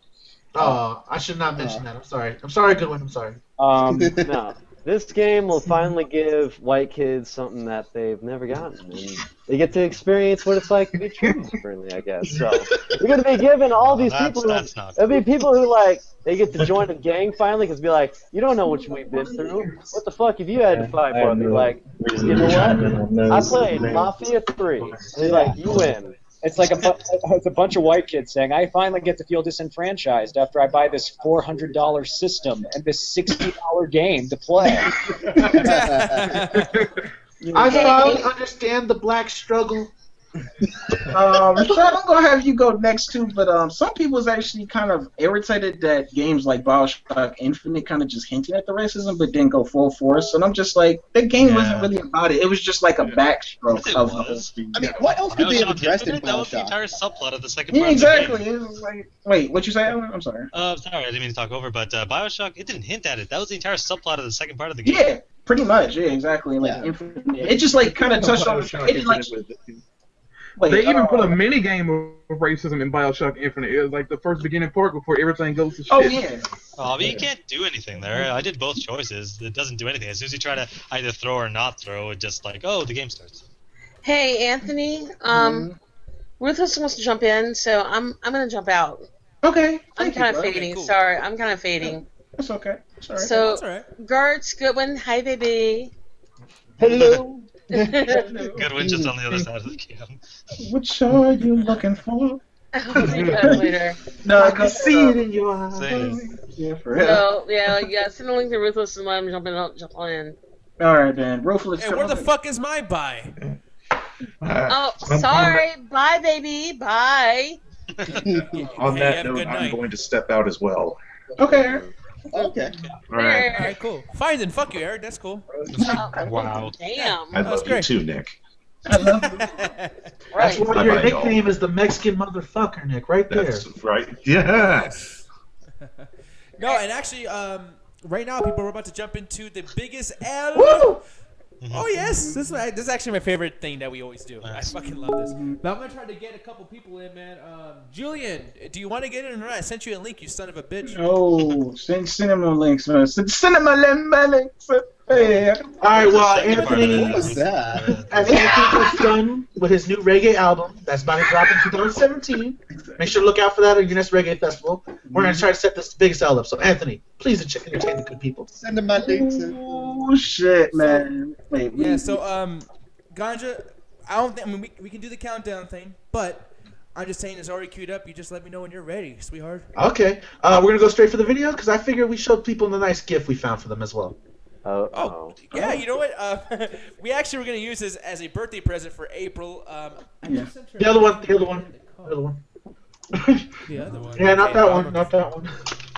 I don't know what you're talking about, but I like funny shit, so whatever. Just tell me. What is it? Wait, is it the soccer one? Yeah, it's not the soccer one. Yeah. I can't read your fucking mind, brother. You gotta say it's not the soccer one. That's just not the soccer. I don't know which one it was. Yeah, I don't know if that wasn't it. I don't know if it was a soccer This one. motherfucker's bad at math. We only had like 3 of them. I'm sending it to you right now. It's all right. Okay. For the Midnight Chat Attack, they're professionals here. Don't worry about it. No, I am. This motherfucker's talking. Yeah, no, Ganja. That's part of the biggest L. The soccer one is not. No, the one that you just sent me. That's part of the big all right. project. Let's make sure because you guys said the soccer one. I was like, no, that's not it.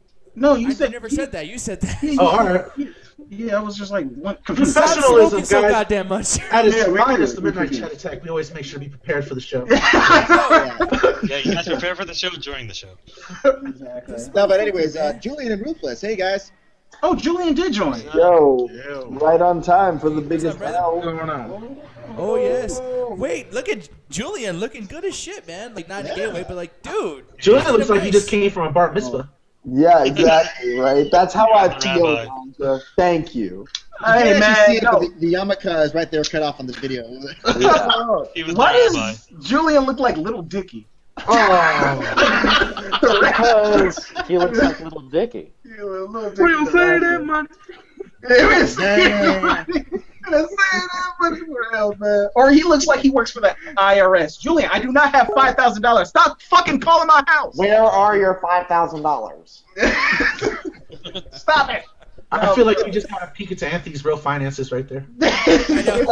Watch Anthony do that face again. Wait, stop calling my fucking house, man. That's a meme right there. That was real shit. Dude, that motherfucker channeled something scarce. Yeah, his bank account. Man, acting. Acting. Isn't that right, Julian? Acting. Oh no. No. Ruthless, how you doing, brother? Hey, doing great as always. Good to see y'all. Awesome, man. Yeah, good to see you too. What I picture I like wish I would've Rufus had you in comes in earlier. with like a pimp cane and like the hat tilted to the side and shit. He's got a woman sitting on his lap. How y'all doing, motherfuckers? I'm up in the Midnight Chat Text Ruthless. Oh man. Alright, Ganja. Ready? Now I'm hoping you being as a host, you might know what the fuck we're doing. I tried. Okay. Let me go ahead and post this up for you peoples. Oh, now I'm fucking. Got it. Here it The is. place to be. Yeah. All right. All right. In 3. Hold on. Let me give the people context. I just want to give you guys a hint. Gravity is her biggest enemy here. I can tell that from the way her back is bent. Yeah, she's trying to do the. Probably gonna fall forward. All right. Tell me when to play, Ganja. Play it right now. Let's contain it to people. The biggest L right now. What is she fucking doing? This is why you don't mix chowder. This is the reason why you should buy Hypnoset. Yo, Michael Jackson would be so proud. What the fuck? It's like she's in Inception and like the truck is driving. Dude, I fucking love this. Just do. I don't know. No one tries to help her. Oh no, my favorite is the paramedic guy who just walks over to her with the microphone. Oh yeah, we just got another drunk bitch, 111 on the. Come pick her up. I like how she's falling back. She's like, I'm gonna need to call you back. Excuse me, I currently have a concussion. Hold on. Mom, I'll call you back. Certainly the drugs are starting to kick in. I don't know what it is. Like I remember seeing the promos for the new Atlanta show where it's all shot backwards. I feel like she's in that. No, man, like, for real. This is Inception, and the guy's driving off the bridge right now, and she's just experiencing the gravity. Dude, this guy over here in the hat, I fucking love this dude. He is pointing. He's drinking his booze. He's like, dude, this is fucking great. He just caught a surreal moment in his life. He'll never forget this. And then there's that dude sitting in the chair over there just watching the show. Like, surprised they have some popcorn with him. Just like, Hey, to be honest, man. Aw. To be honest, Justin, I wouldn't help the chick out because she looks like she's being fighted by a demon right now. I'm not helping. No, seriously, I was about to say, like, did some kind of fucking fishing line get hooked around her neck or something? Yeah, she's got a cane from one of those little comedy shows, just yanking her back. Wait, that dude with the hat that you said, Nick, he just walked past. He was like, somebody gonna help this bitch out? Yeah, really. No, because they see her falling, and they're like, should we help? She'll be fine. I'm pretty sure, security guard. Man, when you go to like in her mind right now, everybody else is walking back, and she's like, just like they're crazy. Hold on, Mom, I'll call you back. Everyone's walking backwards for some reason.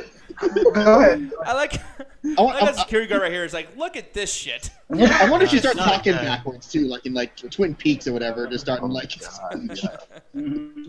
Oh my god, dude. We All right, Bernie's or some guys, shit. Yeah. you ready, Nick, to show him the other drunk dude that gave us a great time the other day? Oh, yes, it Oh, starts my from the God. very beginning. All right. 3. Oh, he's in his own house too. Wait, for context, hold on. For context, Pokemon Go. That's all you Oh need. God. Okay, I'm just gonna say from the nose up here, he's looking a little bit like Chase. Yeah. Dude, you don't even know. Once you watch the video, it is a lot like Chase. All right, Nick, you ready? And make sure to inform me before you stop. All right. All right, 3, 2, 1. I want to go Pokemon hunting tonight. But do Pokemon be out this late, or do they got like a curfew? Do they be sleepy and shit? I don't know. I tried to go Pokemon hunting tonight, and the Pokemon was asleep. I threw a Pokemon at him. He was like, nigga, I got a job interview. He said, what time you catch Pokemon? It's so late. And I said, because it's Pokemon Go. And he said, nigga, Pokemon go to sleep too. He said, you found on Snapchat. Is you okay? I'm not okay. I'm not. I want to catch them all. And I said, I want to catch them all. So the song is, gotta catch them all. You know, the song ain't gotta catch some of them. And they shit don't even sound right. And I'm a grown man, and I'm on Snapchat, and I'm crying about Pokemon. Okay. I'm gonna need Miguel to stop crying on YouTube. I take that back.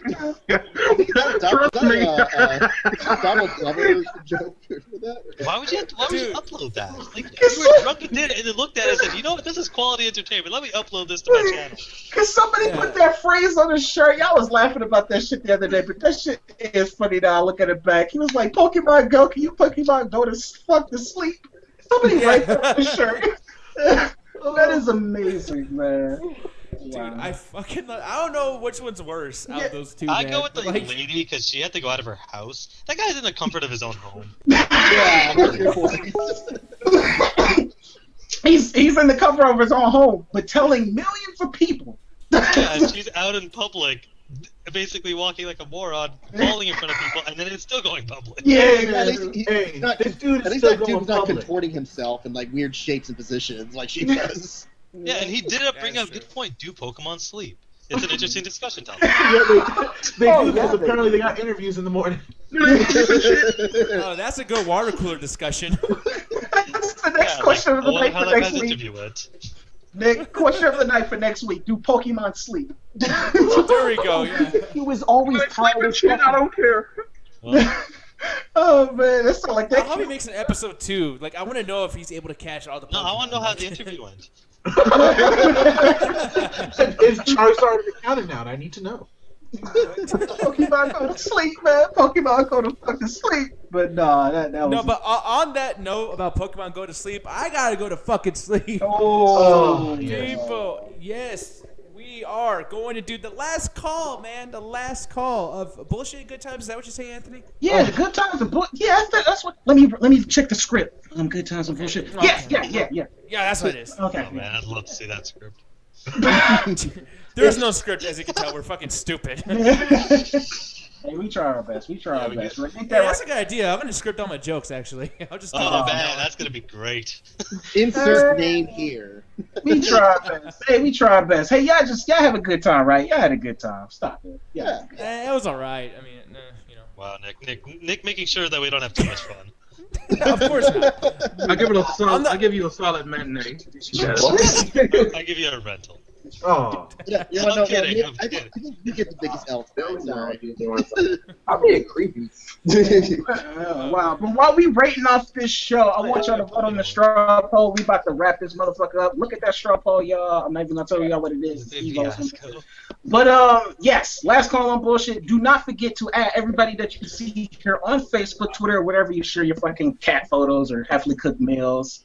Oh yes. Yeah, exactly. Check out the Double Toasted Midnight Chat Attack group. Questions, concerns, comments, whatever you want to do. Questions of the night. I want to get y'all guys more involved in the show. So if y'all have questions, community questions, let me know. And guys, the Midnight Chat is ending, but the party doesn't stop because we take this bitch to the after hours. More rules, unrecorded, but the same old bullshit. Not only that, make sure to check out our Midnight Chat Attack t-shirts on themexlist.com. I'm not going to go over the list because you already know the sexy list. Just make sure to check out our t-shirts on themexlist.com. That is MXL2.com under the Double Toasted collection. Yeah, oh, yes. So, people, I'm sleepy. I know you sleepy, but you know what though? Some of us aren't sleepy, and we'll be in the after hours. Probably not myself, but yeah. So if you guys want to come in, there's no rules in the after hours. You can come in, you can talk shit, you can say racist stuff. I love racist stuff. You can see all the Anthony nudity that you want. Yep. And before we head out, I want to give a big shout out to Patrick Gritz and Corey Goodwin, our biggest friends over there at the High Score. Make sure to check out their show every Saturday during the day. What the fuck? We're always there. We are dope. Sometimes they're so doped up they're on the ceiling, but make sure to check them out every Saturday. Hey, Goodwin, can we get a sneak preview? What game y'all playing next week? Y'all got to vote on it. Gertz, tell them. What's the games? What, you guys need to vote for what we play next week. Is that what you're asking? Yeah, what we vote? What's the games in the voting? It's the same two games from last time. It will either be Lego Star Wars: The Force Awakens, or we can conclude Inside. Oh, dude, your choice. Yes, I would say Lego Star Wars. And if you look close in the background, you can see Goodwin stealing equipment. Exactly. But we about to close off the show. Thank you, Gert. Thank you, Corey Goodwin. Thank you, everybody in the call. And on 3, I want y'all to say attack the chat. Let us count this down. Let's do it, Anthony. Ready? 1, 2, 3. Attack and chatting. Oh, that is fucking terrible. Absolutely terrible. Ass. We lived.